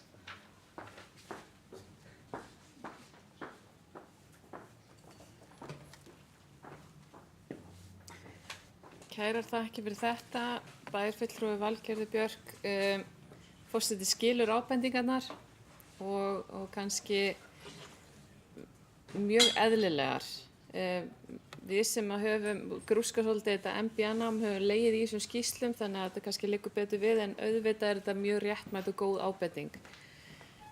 Þessi skýrsla frá Klöppum var tekin inn í bæjarráð en vísað til sjálfbærniráðs af sérstakri ástæðu og hún er meðal annars sú að nokkrir hlutir í skýrslunni hafa verið eins undanfarin 3 ár sem við höfum fengið hana. Þannig að við litum á það sem tækifæri að sjálfbærniráð myndi rýna hana með tækifæri til úrbóta þannig að við gætum lagað þau atriði sem við gætum lagað að við værum ekki að greiða fyrir dýra skýrslu bara til að sjá upplýsingarnar af henni og hætta svo að horfa á hana. Þannig að við myndum virkilega vinna þeim málum sem við gætum bætt og það er sjálfbærniráð núna tekið við. Þannig að góð ábending, kæri bæjarfulltrúi, og við munum taka hana til okkar. Forseti vill hér aðeins renni við fundargerðina en í lið 2 var ráðið að hanna könnun sem fjallar kosningaþátttöku íbúa sem varðar sveitarstjórnarkosningarnar 2022 sérstaklega. Sjálfbærniráð samkvæmt erindisbréfi sínu vinnur að málefnum eins og íbúa lýðræði og kosningamálum sveitarfélagsins en til þess að greina nánar vandamáli sem er minnkandi kosningaþáttaka ár frá ári var ákveðið að kanna hvert vandamáli væri áður en að hafist verið handa við að finna lausn á því og það gerum við með samtali við íbúa. Sjálfbærniráð vinnur að útgáfu kosningaskýrslna og er þessi vinna hluti af því. En við í ráðinu ræddum lengi og vel hvernig við gætum fengið rödd íbúa til okkar og ræddum meðal annars hvernig var hægt að hringja í fólk undir 24 ára og svarið er að þau svari ekki símanum. Hvernig við gætum fengið opinskátt samtal og hvernig næðum við til þeirra og hvort það væri hægt að tala við okkur og ýmislegt annað. Við veltum þessu lengi fyrir okkur. En við ákváðum að fara af stað með þetta, með þessa mjög svo og forseti ítreka það að við gert það hér áður óvísindalegu aðferð að búa til þessa könnun sem er stutt. Hún er á 3 tungumálum, það er að segja íslensku, ensku og pólsku, í því skyni að reyna að ná til sem flestra íbúa. Könnunin er birt á heimasíðu Reykjanesbæjar, á Facebook-síðu Reykjanesbæjar og við fengum sérstakt leyfi til að birta hann á vefnum Reykjanesbæjar betri bær. Auk þessu við í ráðinu sent hann á alla vini og kunningja og erum ekki droslega vinsæl í dag, en við höfum beðið fólki að dreifa því áfram og forseti væri þakklátt ef slíkt væri gert en henni lýkur formlega á morgun. Niðurstaða könnunarinnar verður svo kynnt á fundi sjálfbærniráðs í lok september. Í lið 4 þá fengum við til okkar góða gesti þá Þorstein Stefánsson og Daniel Ásgeir Ólafsson íbúa í Innri-Njarðvík en formaður hafði samband við þá vitandi að þeir hafi áður verið í óformlegu hverfaráði en sjálfbærniráð vildi taka spjalli við íbúa til að fá þeirra sýn á fyrirkomulag og myndun hverfaráða. Áttu við gott spjall sem við munum vinna með áfram til að þróa verkefnið lýðræðisstefnu nánar. Undir lið 5 vorum við að ræða græna planið en sjálfbærniráð hefur verið að kynna sér græna plan Reykjavíkurborgar sem er heildarstefna sem dregur upp framtíðarsýn borgarinnar til 2030. Sjálfbærniráð er mjög spennt fyrir því að fara af stað í slíka vinnu fyrir Reykjanesbæ þar sem tengd verða inn í þessa heildaratriði líkt og loftslagsstefnu. sjálfbærnistefnu ásamt því að setja fram ÖFS markmið sveitarfélagsins sem fjalla það hvernig fyrirtæki eða stofnanir geta með markmiðasetningu og aukinni upplýsingagjöf sýnt samfélagslega ábyrgð í verki. Tækifærin eru fjölmörg en sjálfbærniráð vildi áður en lengra væri haldið ræða málið innan bæjarráðs til að athuga hvort að vilji væri fyrir hendi fyrir verkefninu áður en farið var af stað í slíka vegferð. En orðið eru laust fundargerð sjálfbærniráðs. Hér sér forseti enga hendu þetta æsispennandi ráð. Þeir sem geta samþykkt fundargerðina vinsamlegast gefið merki og það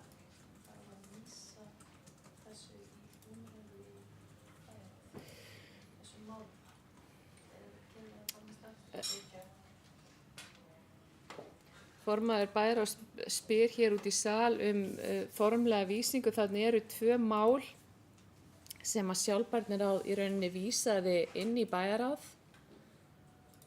og það hér spurning hvort að bæjarstjórn þurfa að vísa því líka inn í bæjarráð. Sem forseti telur ekki að svo sé þar sem að fyrir liggur beiðni frá ráðinu að þessi mál, það að segja græna planið. Vísa þessari spurningu til bæjarráðs. Vísa þess. Það búið langur dagur hjá mörgum, forseti heyri það. Við teljum það vera nægilegt að sjálfbærniráð hafi vísað þessu formlega þar og látum þar við sitja. En kæra þakki fyrir góða athugasemd, kæri formaður, Kjartan Már Kjartansson.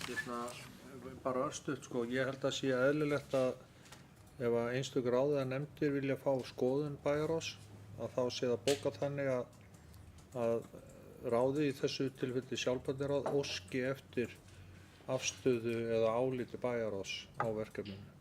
Ég held að nefndir og ráð almennt geta ekki vísað málum til bæjarráðs. Þau geta óskað eftir afstöðu eða kannað það munnlega áður en að málið tekið formlega á dagskrá hvort það sé hægt að fá álit bæjarráðs eða umsögn málið.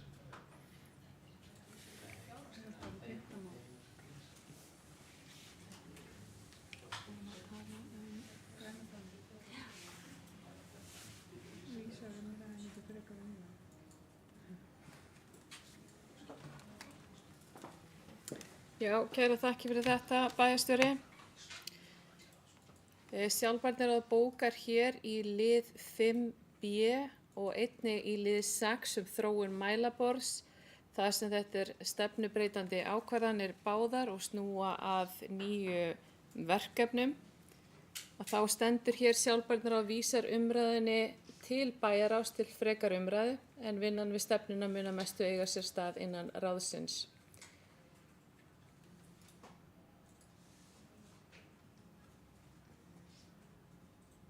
Orðið laust. Við getum líka tekið hér allan vafa af og samþykkt að vísa þessum 2 tillögum sjálfbærniráðs formlega inn til bæjarráðs sér. Það samþykkt svo tillaga?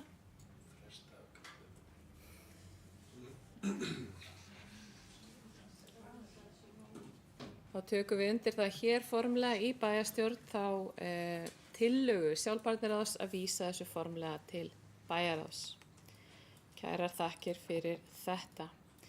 Þá erum við komin að 6. máli fundargerð menntaráðs frá 30. ágúst. Orðið laust fundargerðina og Sverrir Bergmann Magnússon hefur beðið orðið fyrir svar.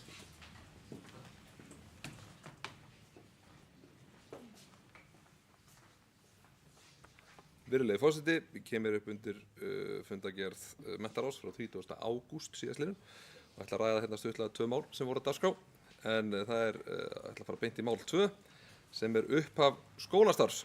En grunnskólafulltrúi ásamt leikskólafulltrúa fóru yfir upphaf skólastarfs í leik- og grunnskólum Reykjanesbæjar. Töluverð fjölgun hefur verið meðal nemenda beggja sviðanna og fóru nemendur í grunnskólum Reykjanesbæjar úr 2648 í 2803 sem fjölgun upp á 155 nemendur eða aukning upp á tæp 6%. Fjölmennasti grunnskóli Reykjanesbæjar nú Njarðvíkurskóli með 463 nemendur en Heiðarskóli ekki langt frá með 456 nemendur. Þessi fjölgun teygir sig svo yfir í frístundaheimilin en þar hafa skráðir nemendur farið úr 511 í 566 sem aukning 55 nemendur eða tæp 11%. Frístundaaksturinn verður áfram í boði fyrir þau börn sem skráð í frístundaheimilin. Aðeins verður ekið í íþróttir eða tómstundir en ekki aftur tilbaka á frístundaheimilin. Nú, 3 nýir skólastjórar hefja skólaárið að þessu sinni en það eru þau Unnar Stefán Sigurðsson í Háaleitiskóla, Lóa Björg Gestsdóttir í Heiðarskóla og Rafn Markús Vilbergsson í Njarðvíkurskóla og óska ég þeim velfarnaðar í starfi. Í leikskóla Reykjanesbæjar fjölgar börnum úr 1038 í 1084 á milli ára sem aukning 46 börn eða rúm 4%.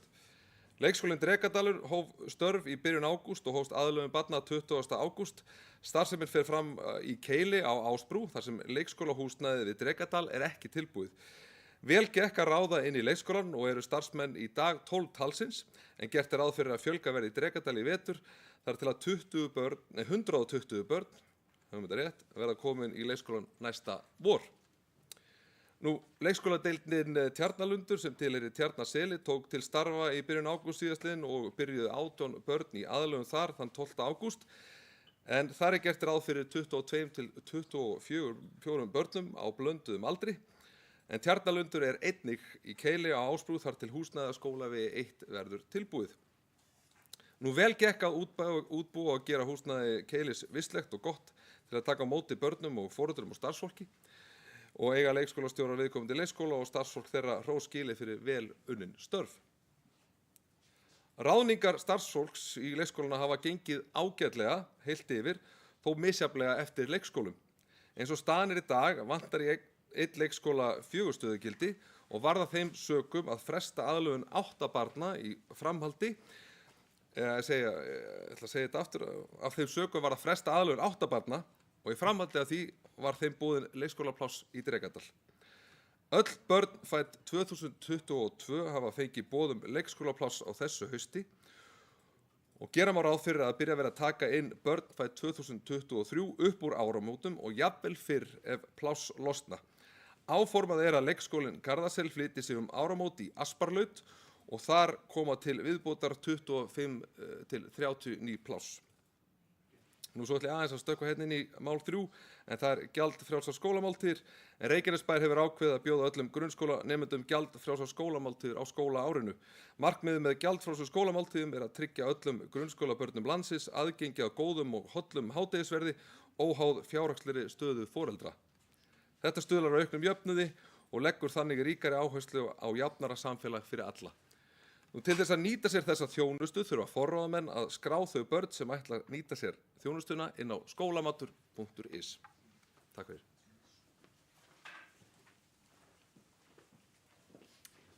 Kæra þakkir, Valgerður Björk Pálsdóttir.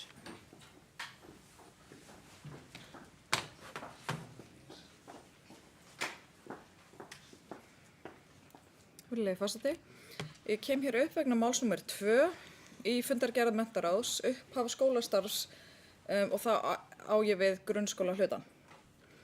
Það vakti athygli mína tölur fjölda barna á frístundaheimilum í grunnskólum bæjarins. Ég fór að skoða hlutfall nemenda sem skráð í frístundaheimilin. Ég ákvað að reikna hlutfall barna í 1. bekk, bara svona til að velja eitthvað, sem skráð í frístund í hverjum skóla. Það sem sagt eftirfarandi tölur. Akurskóli, þar eru 92% barnanna í 1. bekk í frístundaheimili, í Heiðarskóla eru það 90%, Stapaskóla, Njarðvíkurskóla 83%, Myllubakkaskóla 74%, en svo eru 2 skólar sem með heldur lægri tölur, en það eru Háaleitiskóli með 57% og Holtaskóli með 52%.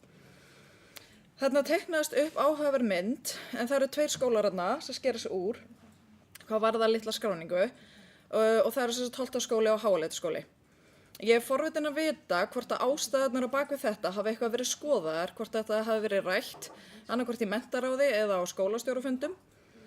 Þetta af því að það eru einhver frístundaheimili með biðlista þá eftir að ráða og þar að leiðandi verið skráningin aðeins öðruvísi þegar líður á önnina. Ég ræddi þetta óformlega við einn forstöðumann frístundaheimilis sem benti á að oft væru færri börn í frístund í Holtaskóla þar sem sá skóli staðsettur í göngufjarlægð frá 3 íþróttahúsum og sundlauginni. Þannig geta börnin komið heim eftir skóla og fara svo sjálf á æfingu. Þetta á ekki við Háaleitisskóla, þar sem engin íþróttamannvirki eru upp á Ásbrú, þó að ég veit að það hafi verið haldnar körfuboltaæfingar í íþróttahúsinu í Háaleitisskóla. En börn sem æfa íþróttir og stunda tómstundir þurfa þá að treysta á frístundarútina til þess að komast að æfingar niður í öðrum hverfum sem þau gera þá ekki ef þau eru ekki skráð í frístund. Af því að við höfum ekki farið þá leið með frístundarútuna að bjóða upp á það fyrir börn sem eru ekki skráð í frístund. Ég er ekki að halda því fram að það sé eingöngu neikvætt að börnin séu ekki í frístund. Mögulega hafa sum börn það bara mjög gott heima á sér frá klukkan 13:20 á daginn, en þá eru þau mögulega ekki í félagslegum samskiptum við jafnaldra sína, ekki í íslensku málumhverfi og eflaust ekki að stunda íþróttir eða tómstundir. Mér finnst við þurfa að skoða þetta betur og finna út í hvað veldur og gera þá mögulega eitthvað í því. En mögulega leggja einhverjar skýringar að það bak sem ég veit ekki. Að öðru en þó mjög tengdu þá vil ég hrósa starfsfólki Fjörheima og 88 hússins fyrir þeirra vinnu þegar kemur að eflingu félagsmiðstöðarinnar Brúarinnar á Ásbrú. Þar hefur faglegt starf verið eflt með ráðningu í nýjar stöður og starfið útvíkkað sem fer fram í Háaleitisskóla, þannig að nú geta nemendur á miðstigi skólans mætt í brúna, bæði á skólatíma og eftir skóla, ekki bara börn á unglingastigi. Samkvæmt mínum upplýsingum hefur gengið vonum framar fyrstu vikuna eftir sumarfrí og veit ég að til stendur að stofna svipaða hverfisfélagsmiðstöð í Innri Njarðvík á næsta ári, sem ég fagna mjög, en við þurfum þá auðvitað að tryggja viðeigandi fjármagn í málaflokkinn í yfirstandandi fjárhagsáætlunarvinnu.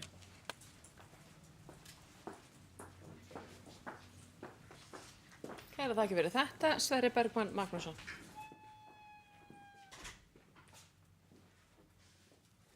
Virðulegi forseti, kemur þetta upp til að svara bæjarfulltrúa Valgerði. Ég veit ekki til þess að þetta hafi verið kannað nánar, en þetta eru frábæri punktar. Þannig að mér finnst bara brýnt að taka þetta fyrir sem fyrst. Og vonandi gerum við það bara á næsta fundi menntaráðs. Ef ekki, þá fundurum við það.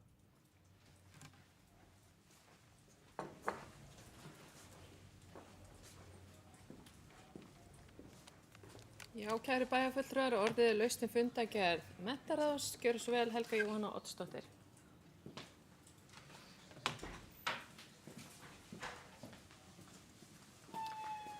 Virðulegi forseti, ágætu bæjarfulltrúar, ég kem hérna undir máli 3 í fundargerð menntaráðs og eins og flestir vita að þá hafa nú skólamáltíðir verið gerðar gjaldfrjálsar og það verður virkilega áhugavert að sjá áhrif þeirra breytinga á líðan barna í grunnskólum. Þó ég verði nú að viðurkenna það, ég hef af því töluverðar áhyggjur að sóun muni stóraukast við þessa breytingu og þá er ég því miður ekki bara að tala um matasóun. Í máli 3 er einnig greint frá tilraunaverkefni sem Stapaskóli hefur verið þátttakandi í og að menntaráð leggi til að skoða verði hvort að og hvernig aðrir skólar geti tekið það upp og atlæti kallast verkefnið og í því felst að börnin fái fría ávexti á skólatíma. Ég efast ekki að verkefnið hafi gefist vel og að öll viljum við börnunum okkar sem best, en ég kemst ekki hjá því sem ábyrgur fulltrúi íbúa þessa sveitarfélags og vildi óska þess að það væru fleiri sem að stæðu upp og spyrðu sig þessar spurningar. Hvenær hættum við að færa mörkin á því hvað þykir eðlilegt í opinberum útgjöldum? Hvenær er nóg orðið nóg? Við erum að tala um óðaverðbólgu, við erum að tala um þvílíkan vöxt í opinberum útgjöldum allt land og hátt vaxtastig sem engum böndum er ákomið. Við getum ekki stöðugt verið að færa mörkin allt frítt fyrir alla. Og ég segi fyrir mig sem foreldri, ég hefði miklu frekar ef að þessi staða hefði verið uppi þegar börnin mín voru ennþá í grunnskóla, að máltíðir hefði verið gefnar gjaldfrjálsar. Ég hefði miklu frekar vilja sjá þá fjármuni sem hefði farið í að greiða ofan í mín börn sem ég get gert sjálf og þakka Guði fyrir það að geta það. Ég hefði miklu frekar vilja sjá þann pening fara í að greiða æfingagjöld, úlpur, þú veist, eitthvað sem að önnur börn sem að njóta ekki sömu lífskjara og mín fengju þá meiri stuðning. Ég hef áhyggjur af þessu, kæru bæjarfulltrúar, og spyr mig, hvenær er nóg? Takk. Forseti leyfi Sverri Bergmanni að koma hér upp í þriðja sinn til að svara. Virðulegi forseti, þakka ég fyrir þetta, til að svara bæjarfulltrúa Helgu. Þessi hugmynd kom upp á fundinum að skoða það að gefa frí ávöxt í skólum eftir þetta tilraunaverkefni sem hefur verið í Stapa. Það hefur sýnt sig að það hefur bætt líðan einstaklinga sem að hafa komið þar að. Ég vil líka nefna það að skólamætur heldur miklar tölulegar upplýsingar hvað varðar matarsóun. Þeir telja hvað fer í ruslið eftir hverja einustu máltíð og halda þar utan mjög góð gögn. Tillagan sem kom upp á þessu fundi sem við ætlum að fara að skoða nánar snýr einmitt að kostnaðarhliðinni og við ætlum bara að fara að skoða hvað þetta kostar, en svo líka náttúrulega kannski getur það haft þær hliðaverkanir að fólk sem borðar morgumat þarf minna í hádeginu, en það getur skilað sig í lækkuðum kostnaði þar líka á þess að vita, enda erum við að fara að skoða bara allar hliðar þessa máls. Og ég er bara mjög glaður, eins og þú sagði, þú varst að tala úlpur og eitthvað, en grunnþörf mannsins er að nærast og mér finnst mjög gott að við séum að mæta henni.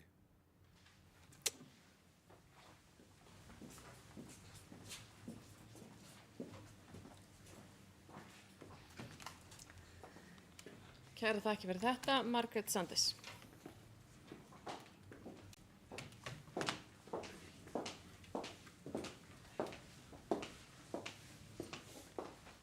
Forseti, bæjarfulltrúar, góði gestir. Mig langar að vekja athygli á því að umræðan skólamáltíðir og hver á að borga er til umræðu hjá sveitarfélögum allt land. Þetta er ekki eins einfalt eins og þetta virtist fyrst að ríkið er að borga ákveðin hluta og sveitarfélögin ákveðin hluta og þá var talað fría skólamáltíðir. Í skólum víðsvegar land er verið að bjóða mitt upp á ávexti eða hafragraut á morgnana og svo framvegis. Í einhverjum tilfellum er verið að rukka fyrir þetta ákveðið gjald og sett með skólamáltíðinni eins og er núna í einn pakka. Núna er ríkið væntanlega búið að segja nei, við erum ekki að greiða fyrir þetta og þetta er einhver viðmiðunarfjárhæð. Það verður ekki sparnar vegna þess að við erum náttúrulega að greiða bara til samningsaðila okkar varðandi matinn, bara hversu mörg eru börnin og hvað er greitt fyrir það. Ég fagna því að við ætlum að láta skrá í máltíðina því að þá komum við veg fyrir matarsóun og þá er hægt að skipuleggja sig betur því að á endanum borgum við alltaf að því að það er þannig að ef að það eru allir starfsmenn Reykjanesbæjar farnir að borða frítt að þá náttúrulega kostar það bara meira hvert barn. Varðandi ávexti að við getum öll verið sammála því að það er algjörlega frábært að bjóða upp á ávexti eða hafragraut á morgnana og annað og ég efa það ekki að ef að fólk er að fá að borða þá líði þeim betur. En ég held að með þetta skref með skólamáltíðir að við ættum allavega að skoða hvernig það er að ganga og allt í lagi að skoða hvað þetta kostar en að skoða hvernig fríar skólamáltíðir ganga. Þarna eru allir að fá hádegismat á kostnað skattgreiðenda okkar allra og við erum allavega að fagna því að þeir sem minna mega sín því við vitum að það eru börn sem hafa ekki að nærst nægilega vel og eru þá að fá þennan mat að við getum allavega að fagna því þá eru allir að borða sem að vilja og þá erum við allavega að koma með grunnþörfina innan skólatímans en síðan er annað mál og erfitt að fara í þá umræðu að ef að við erum á móti því að það sé verið að gefa appelsínur á morgnana að við séum að svelta út börn á Íslandi eða að grunnþörfu sé ekki mætt. Ég held að við ættum aðeins að passa okkur að fara ekki alveg í svona stóra orð en þetta er eiginlega spurning hverjir eiga að vera þarna og hvað og ég bara fagna því að það kanna hvað þetta kostar og svo höfum við gefnað því og væntanlega ekki eða hugsanlega og það verður áhugavert að sjá hvað skólamáltíðirnar fríu koma til með að kosta sveitarfélagið. Minni á að ríkið er einungis búin að samþykkja þetta á tíma kjarasamningana. Eftir það, hvað gerist þá? Sitjum við uppi með allan kostnaðinn eða mun ríkið halda áfram að greiða? Þannig að ég held að við höfum allavega að varast að auka mikið kostnaðinn í þessu lið. Takk.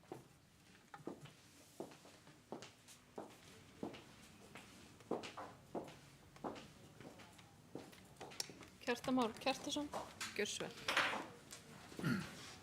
Forseti ágætu bæjarfulltrúar, það mátti skilja orð bæjarfulltrúar Margrétar þannig að þegar hún sagði að allir væri á í fríum mat að starfsfólk væri það líka, en það er ekki þannig. Nei, það mátti skilja það þegar var ekki alveg, ég allavega tók þannig, en starfsfólk í skólunum greiðir kjarasamningsbundin hluta af máltíðum og við slóum aðeins á þetta í morgun hvað myndi kosta miðað við það eru upplýsingar sem við höfum núna frá þjónustaðara okkar í matamálum. Það myndi kosta 74 milljónir á ári ef ávexta hlutin í þessu yrði greiddur líka. 74 milljónir á ári að hafa ókeypis eða, já, þið vitið, ávexti og hérna á mótana.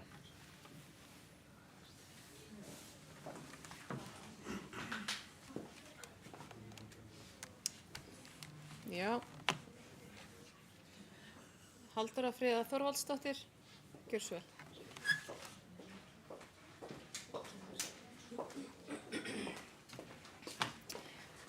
Virðulegi forseti, mér langar bara aðeins að koma hérna inn í umræðuna því að það vill svo skemmtilega til að þegar við vorum að undirrita samninga við helstu styrktaraðila ljósanætur, þá voru þar fulltrúar þjónustuaðilans sem er skólamatur og umræðan fór aðeins yfir í þessi mál og bara til að taka allan vafa af þá held ég að sé líka mikilvægt að við segjum frá því hér að þetta frábæra fjölskyldufyrirtæki heimamanna hér heldur mjög mikla og góða skráningu og vöktun í þessu kerfi í samvinnu við skólana. Þannig að ekki bara það að foreldrar skrái börnin sín í mat, heldur er líka sérstaklega horft til þess hvaða nemendur skrá sig, hvaða nemendur eru að fá sér að borða, hvaða nemendur gera það ekki og eftir ákveðin langan tíma að þá fellur, eins og ég skildi það í þessu samtali mínu við þá aðila, þá fellur áskriftin niður. Þannig að þeir eru ekki þá að senda mat sem fer í einhvers konar sóun og foreldrar fá þá upplýsingar að það þarf að skrá aftur. Og það geta verið ýmsar ástæður fyrir að börn borða eða borða ekki. Þannig að ég held að við séum líka bara að feta okkur í þessu þó að þetta hafi kannski ekki verið okkar fyrsta val sem jöfnunartæki. En þá er þetta bara það sem við gerum. Við erum að taka þátt þarna í ákveðnu svona samfélagslega mikilvægu verkefni. En þessi vöktun er gríðarleg og við erum að tryggja það að það sé ekki matarsóun. Þannig að mér finnst það líka til fyrirmyndar hvernig þjónustuaðilinn einhvern veginn bara snýr öllu á hvolf og fer að hugsa það hvernig er hægt að vakta þetta með sem bestum hætti. Bæði tryggja það að börn fá að borða en líka að það sé ekki verið að senda meira en nauðsynlega þarf út í skólana.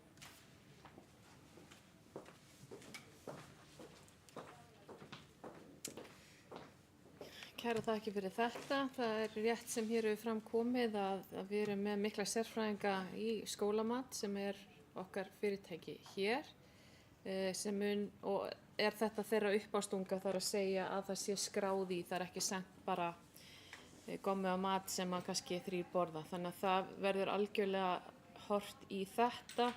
Forseti tekur líka hér undir að hér var í fyrsta skipti allavega sem að forseti mann eftir að sveitarfélög tóku þátt í kjarasamningum með þessari gerð. En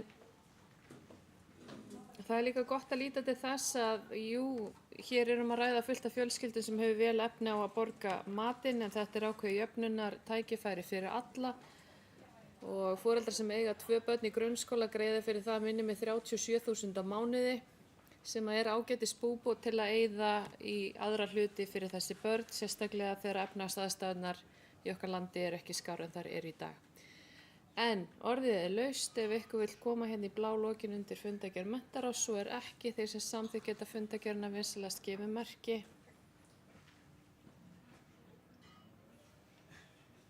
Mér vantar hér fulltrúa til samþykktar og það er samþykkt. Kærar þakkir. Nú þá erum við komin að máli nr. 7, fundargerð menningar og þjónusturáðs frá 30. ágúst. Orðið er laust. Hjörtur Magnús Guðbjartsson, gjörðu svo vel.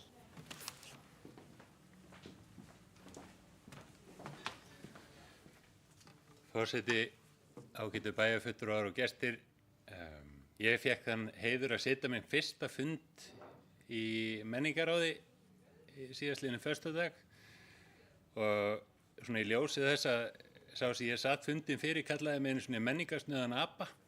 Það fannst mér að sérstaklega fróðlegt. Þetta var mjög heppilegur fundur að sitja fyrir mann sem hefur ekki sett sig mikið inn í menningamál til þessa í bæjarpólitíkinni. Svona í ljósi þess að þarna komu kynningar fram frá öllum menningarstofnunum og menningartengdum stofnunum bæjarins. Og ég bara mikið fróðari málefni fyrir vikið, en það er greinlega víða sem við skuldum í framkvæmdum, í aðgerðum, í starfsmannahaldi og slíku, þannig að svo sem í menningamálum eins og allstaðar annar staðar, en ég held að sé alveg þörf á því næst ef við eigum smá aur, hvenær svo sem það verður. Síðan ég byrjaði 2009 þá er alltaf satt á næsta ári, eða næsta ári eftir fjárhagsáætlun, þannig að það verði þá ekki 2026. Það verður örugglega geggjað ár í menningunni. Það er mjög áhugavert að heyra stórhuga hugmyndir meðal annars bókasafnsins og hljómahallar starfsemina á komandi ári og í raun allra. Það er mikið verk fyrir höndum. Minnir að hafi verið talað 500.000 ljósmyndir sem á eftir að skanna inn á byggðasafninu og ég lagði nú til að menningaráð færi bara í það í sjálfboðavinnu að hjálpa til og okkur vantar fleiri verkefni í kjörnum fulltrúum. Þakka aftur fyrir frábæra kynningar á menningarstarfinu okkar og vonandi förum við að finna smá aur í málaflokkinn.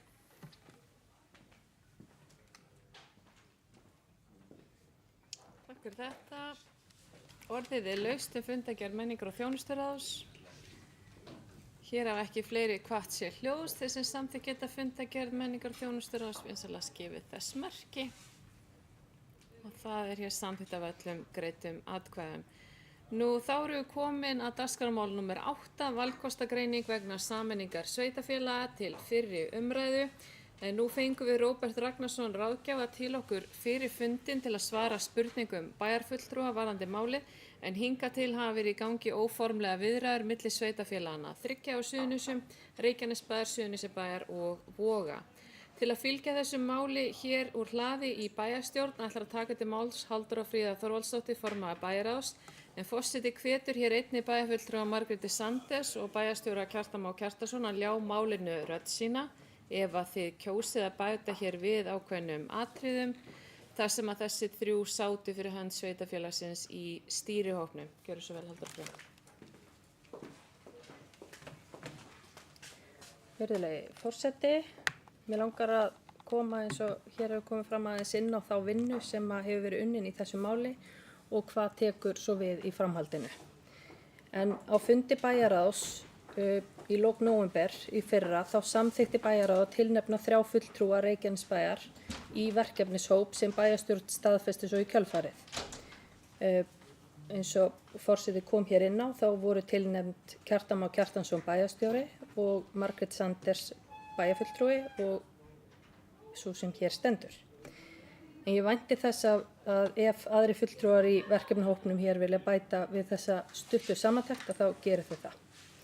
En sveitarstjórnin Suðurnesjabæjar og sveitarstjórn Voga í sveitarfélaginu Vogum tilnefndu einnig fulltrúa fyrir þeirra hönd og verkefnishópurinn fékk það hlutverk að leiða þessar óformlegu viðræður sameiningu sveitarfélagana og vinna mat á því hvort við teldum fýsilegt að hefja formlegar viðræður sameiningu í kjölfarið samkvæmt 119. grein sveitarstjórnarlaga sem myndi þá enda með íbúakosningu.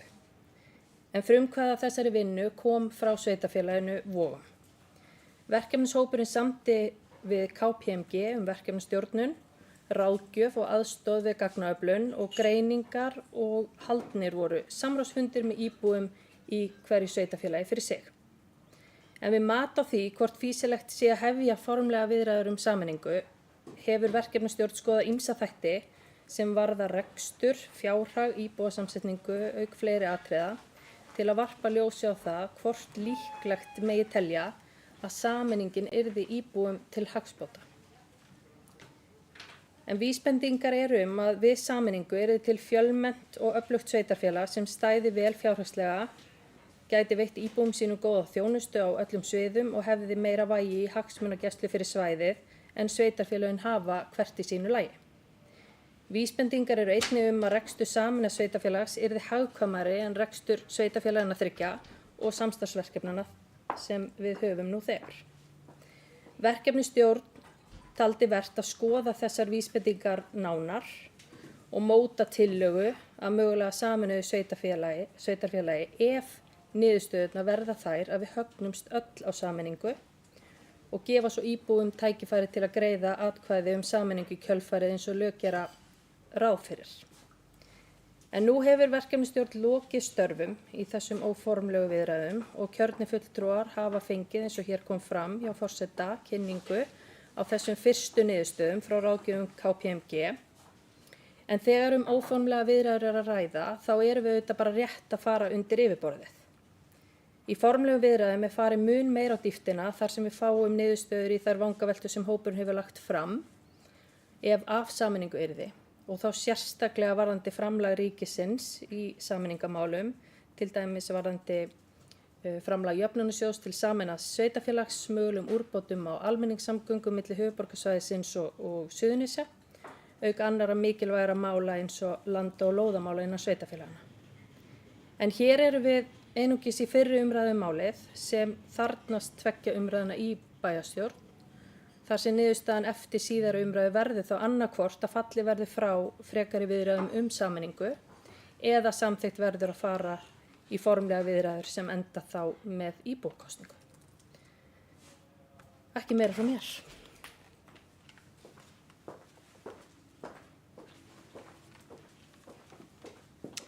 Kærar þakkir fyrir þennan inngang, kæri bæjarfulltrúi. Nú orðið er laust valkostagreininguna. Valgerður Björk Pálsdóttir, gjörðu svo vel.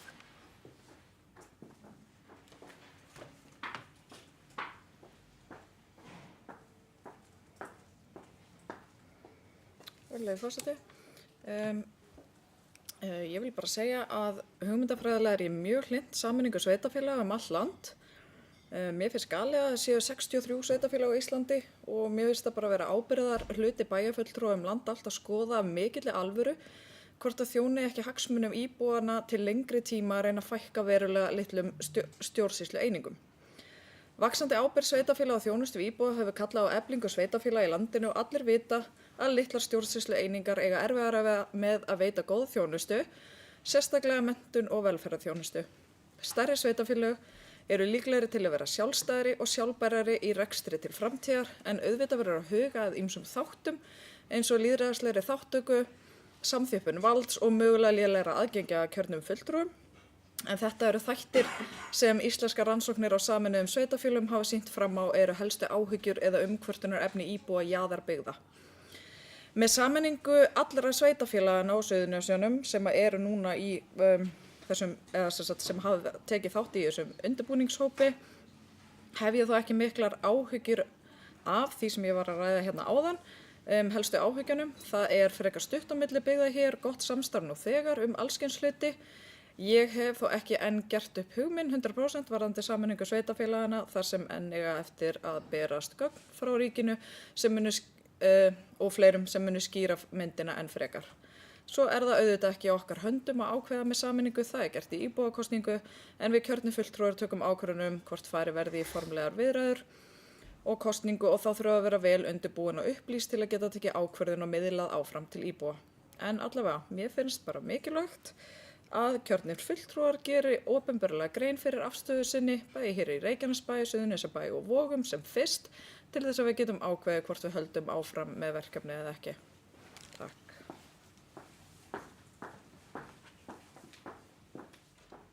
Margrét Sanders.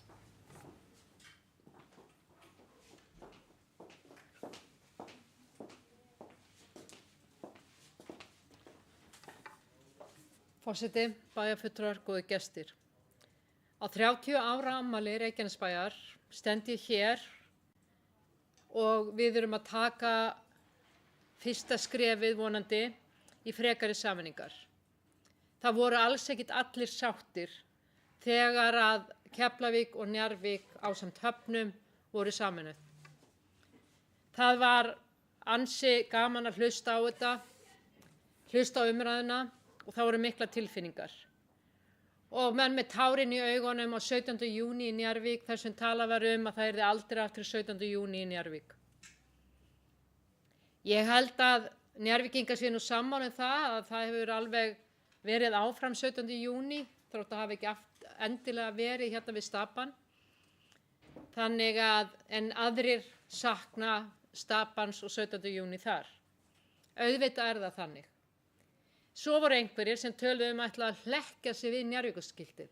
Það var reyndar aldrei, en þetta var skemmtileg umræða. En skemmtilegra fannst mér að það kom fram framboð hérna í Reykjanesbæ, nokkuð mörgum árum eftir sameiningu, og þar stóð einn frambjóðandi upp og talaði að hann vildi slíta sameiningunni.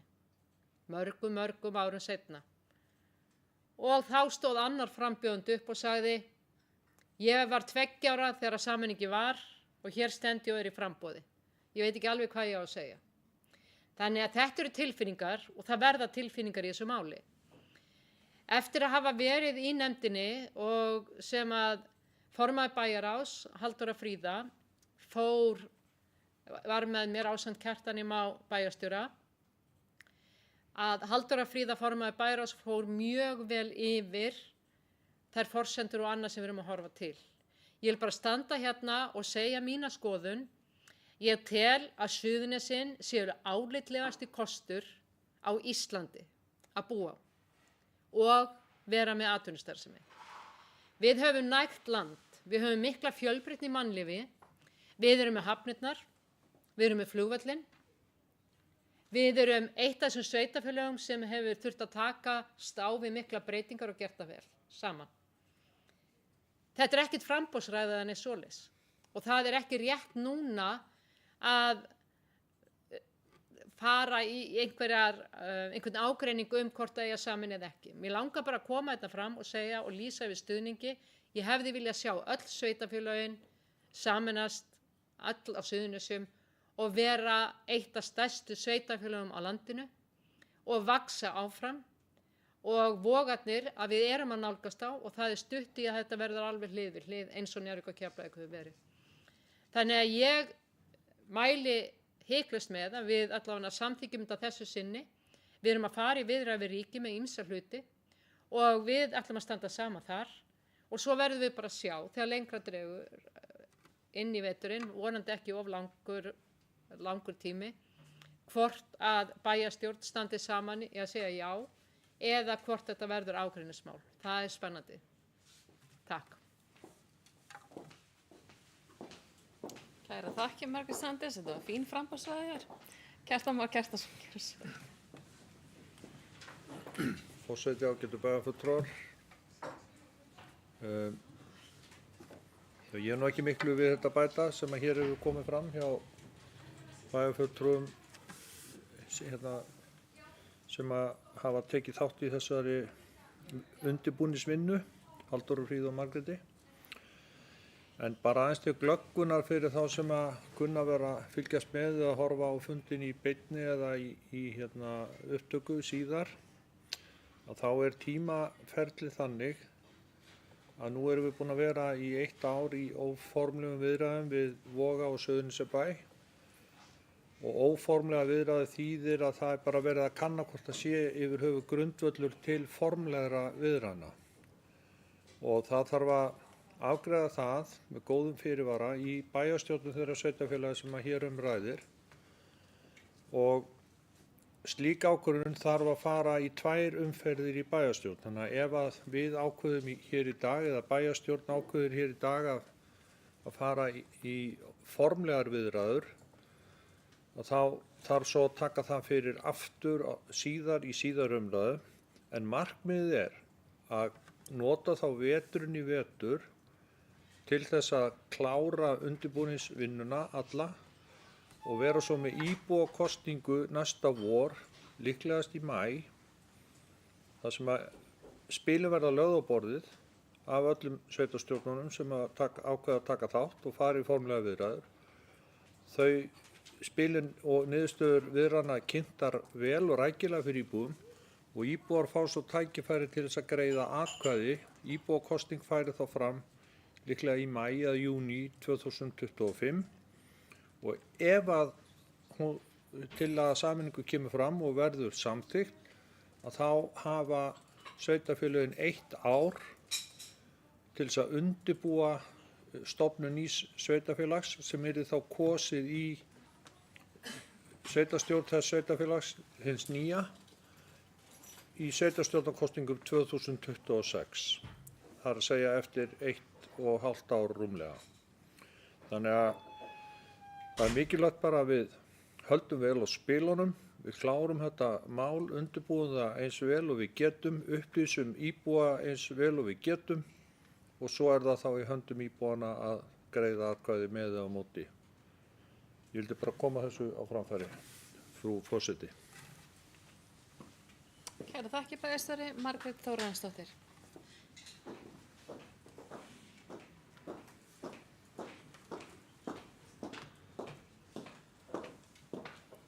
Virðulegi forseti og aðrir viðstaddir.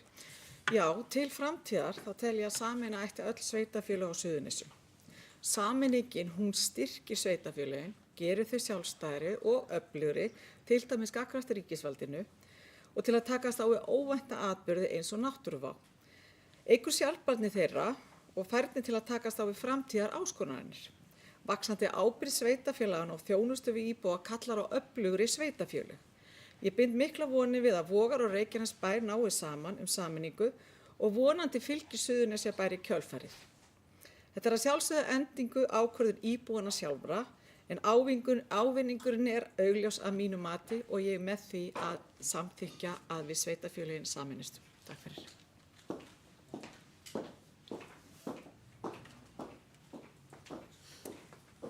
Já, forseti vill árétta hér að hér að ræða fyrri umræðu af 2 varðandi valkostagreininguna og við munum, ef að það liggur fyrir samþykki hér á eftir, að vísa þessu til síðari umræðu. Hér í rauninni ekki til samþykktar annað en það, en við munum vissulega vinna í þessu máli áfram. En hér beðið orðið Hjörtur Magnús Guðbjartsson, gjörðu svo vel.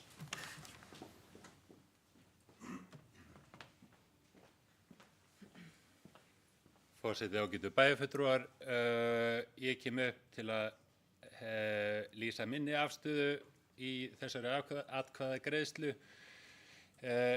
Ég hef ákveðið að sitja hjá frekar en að greiða atkvæði gegn. Mér finnst það ekki tímabært að svo stöddu að fara með málið áfram. Ég ber fulla virðingu fyrir afstöðu annarra bæjarfulltrúa en mín tilfinning er svo að mér finnst vanta of mikið inn í upplýsingarnar til þess að halda af stað af alvöru. Ég rendi að ganni yfir lista yfir sveitarfélög á landinu. Ég er alveg samanlega að það væri rosalega vitrænt að sameina þau mörg. En eins og bæjarfulltrúi Margrét sagði áðan, gera okkur að einu af stærstu sveitarfélögum á landinu. Við erum eitt af stærstu sveitarfélögum á landinu. Ég geri mig grein fyrir því fullkomlega að hins sveitarfélögin á Suðurnesjum eru það ekki, en við erum nú þegar eitt af stærstu sveitarfélögum á landinu, þannig að ég á erfitt með að svo komnu máli að sjá hag íbúa Reykjanesbæjar af sameiningunni. Mér finnst gögnin sem ég hef fengið í hendurnar óljós, mér finnst hvað við fáum frá ríkinu gríðarlega óljóst. Þetta tekur bara tíma en mér finnst það bara ekki tímabært að svo komnu máli að fara ónestaður í svaðilför, sko. Gagnvart, sko, því sem margir segja bæði hérna í bæjarstjórn og víða bæði í okkar bæ og nágranna sveitarfélögunum. Ég spurði einn kollega minn í dag sem var virkur í sveitarstjórninni í Garði á árum áður og spurði hann hver er þín afstaða og hann sagði þetta er bara saman öll sveitarfélög í Íslandi og þurfum ekkert að vera með þessar bæjarstjórnir. Höfum bara eitt Ísland. Það verður kannski lógiskast þannig að við séum ekki í þessum endalausa hrepparík hvort það er Njarðvík eða Keflavík eða Suðurnesjabær og Reykjanesbær og Vogar. Ég finnst það ekki skipta öllu máli. Ef við erum á annað borð að fara á einhverjum tímapunkti í þessa vegferð þá held ég að veri einmitt skynsamlegast að sameina Suðurnesin. Ég geri mig grein fyrir að Grindavík er í öðrum málum akkurat núna en við ákváðum að hingra ekki eftir þeim, leyfa þeim ekki að klára. Við héldum áfram þannig að í staðinn fyrir að hingra þannig að ég held að það væri vitrænast næst þegar við saminumst þá bara öll og það sé þá gert á fjárhagslegum grunni sem hægt er að rökstyðja fyrir okkar íbúa því að við hér í þessum sal berum ábyrgð gagnvart íbúum Reykjanesbæjar, ekki gagnvart íbúum annarra sveitarfélaga og við þurfum að gæta þeirra hagsmuna bæði í skammtímanum og langtímanum.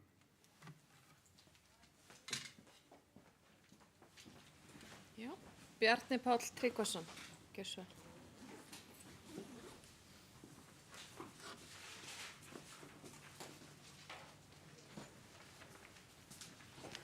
Forseti, bæjarfulltrúar, ég kem hérna undir 8. máli, valkostagreiningarnar sameiningar sveitarfélaga.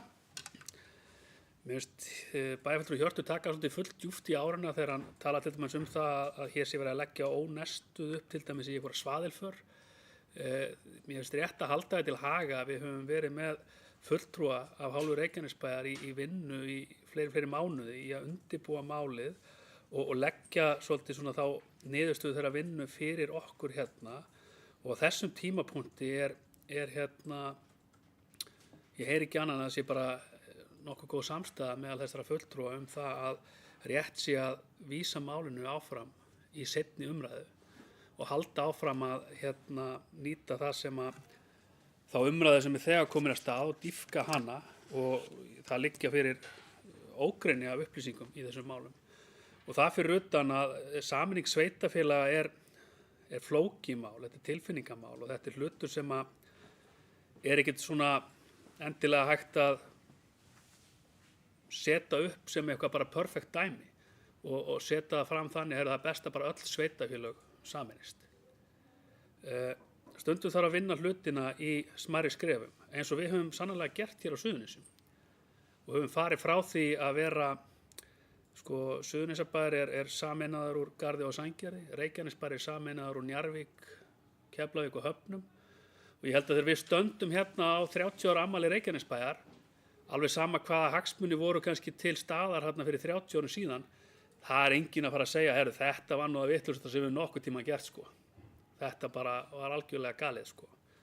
Og við munum aldrei vita allt, en við erum með nokkuð góða vissu fyrir því hvað við viljum fá út úr þessu og okkar verkefni hérna áfram er að vinna að þeim hagsmunum fyrir hérna hagsæld sveitarfélagsins Reykjanesbæjar og hagsæld bara íbúa Reykjanes alls og það tikka síðan bara inn í hagsmuni landsins alls og það er líka ábyrgða hlutur að hugsa aðeins hlutina í víðara samhengi. Takk fyrir.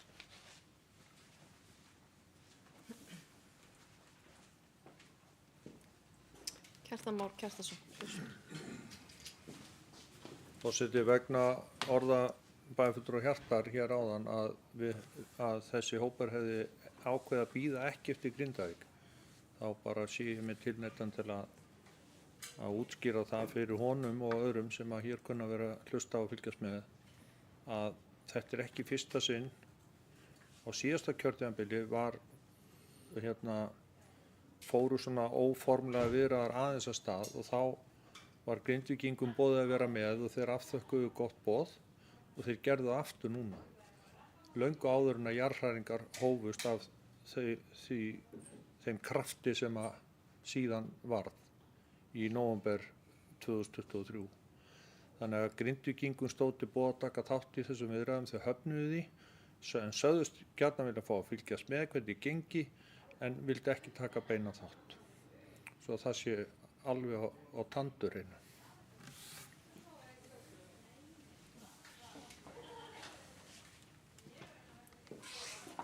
Kæra þakki fyrir þetta bæjarstjóri, þetta er hárrétt hjá þér og ef að forseta minni rétt þá fóru fyrstu viðræðurnar minni mig fram milli Voga og Grindavíkur áður en að verkefni hélt áfram. Guðbergur Reynisson, gjörsvöld.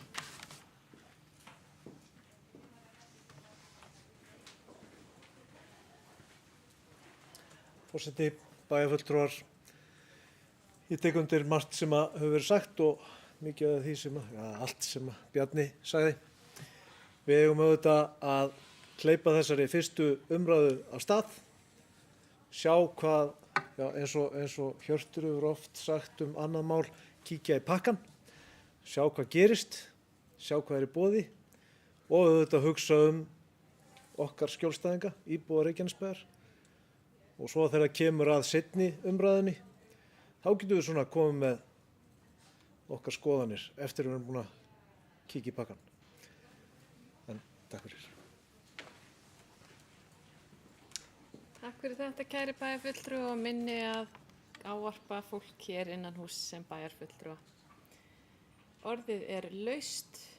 Hjörtur Magnús Guðbjörnsson, gjörsvel.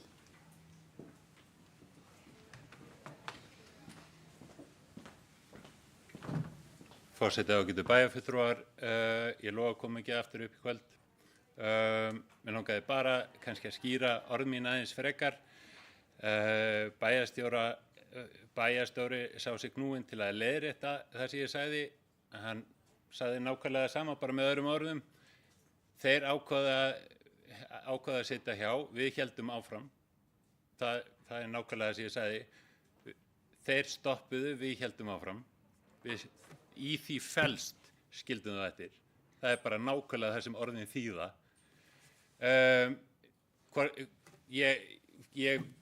Bæjarfulltrúi Bjarni, ég er alveg sammála. Ég tók djúpt í árinna að segja að við værum ónestuð. Það var ekki endilega mín meining, heldur að mér finnst við ekki nægjanlega nestuð ef við viljum hafa það alveg nákvæmt. Ég væri mikið til í það að þegar við værum að fara í þessa ákvörðun að við myndum vita meira.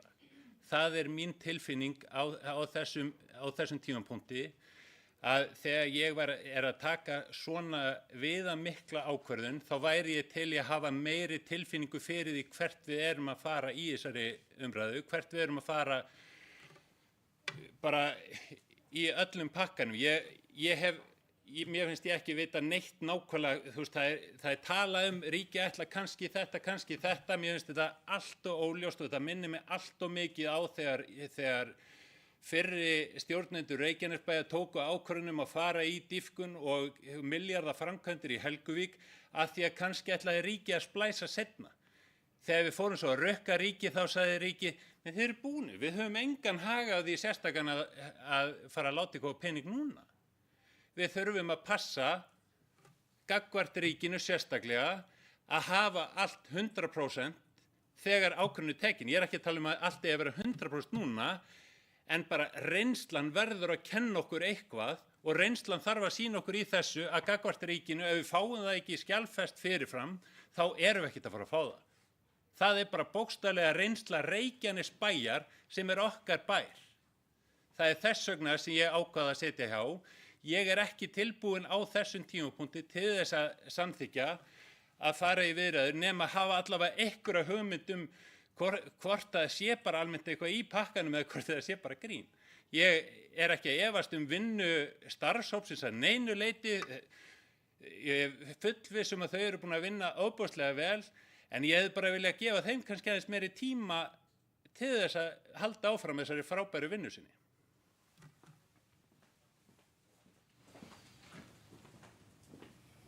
Helga Jóhanna Oddsdóttir.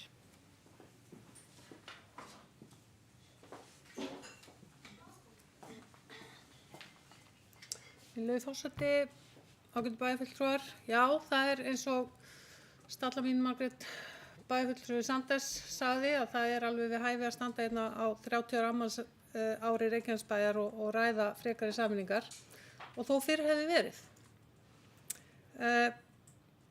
Það er ljóst að fulltrúarnir okkar hafa lagt á sig mikla vinnu og farið grúndýrt í gegnum málin og kann ég þeim bestu þakkir fyrir, en ekki þekkt að öðru en að vanda til verka. Varðandi orð bæjarfulltrúa Hjartar að þá sé ég ekki, og ég held að sé einhver svona ákveðin skammsýni eða misskilningur í því fólkin að aðkoma ríkisins hafi úrslita áhrif til framtíðar á farsæld frekari sameininga hér á svæðinu. Ég var nú eina af þeim sem hafði ekki fulla trú á sameiningunni hérna þegar Reykjanesbær var til, ótrúlegt en satt að þá man ég eftir því og svo tilfinning var eingöngu byggð á ótta, vanþekkingu og svona tilfinningasemi. En mikið vatn hefur runnið til sjávar og ljóst að ákvörðunin var góð og við búum hér í blómlegu sveitarfélagi. Ég hef unnið með sveitarfélögum víða land og það er ljóst að sameiningar hafa gengið vel á undanförnum árum og ótrúlegt hvað ótrúlegustu sveitarfélögum hefur tekist að tryggja og jafnvel efla þjónustu í minnstu byggðakjörnum sem sameinaðir hafa verið. Og við erum náttúrulega að sjá það núna undanfarin ár að við búum við gjörbreytt landslag við veitingu rafrænnar þjónustu og staðsetning starfa er algjörlega opin og engin þörf á því að hrúa öllu hérna í stærsta byggðakjarnan eða í 101 Reykjavík eins og svo oft er notað sem dæmi. En þannig að það er mín skoðun að hagræðingarmöguleikarnir eru umtalsverðir og fullt af tækifærum til að auka þjónustu við íbúan okkar, svo ég tala nú ekki að slagkraftur okkar sem sameinaðs sveitarfélags hér á svæðinu verður mun meiri.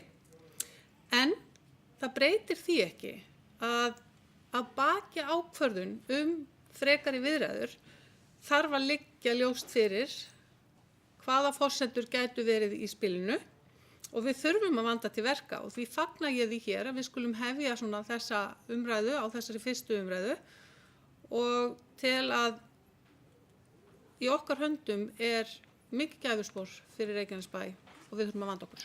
Takk.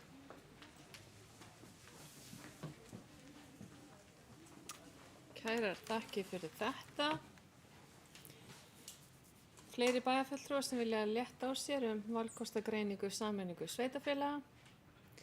Forseti vill ítreka hér og þakka kærum bæjarfulltrúum fyrir mjög góðar og opinskáar umræður sem áttu sér líka stað hér fyrir fundin. Þetta er mál sem varðar okkur öll og hagsmuni okkar til framtíðar og þetta er stórt mál og ákveðið flækjustig í þessu þannig að eðlilegt að hér séu margskiptar skoðanir.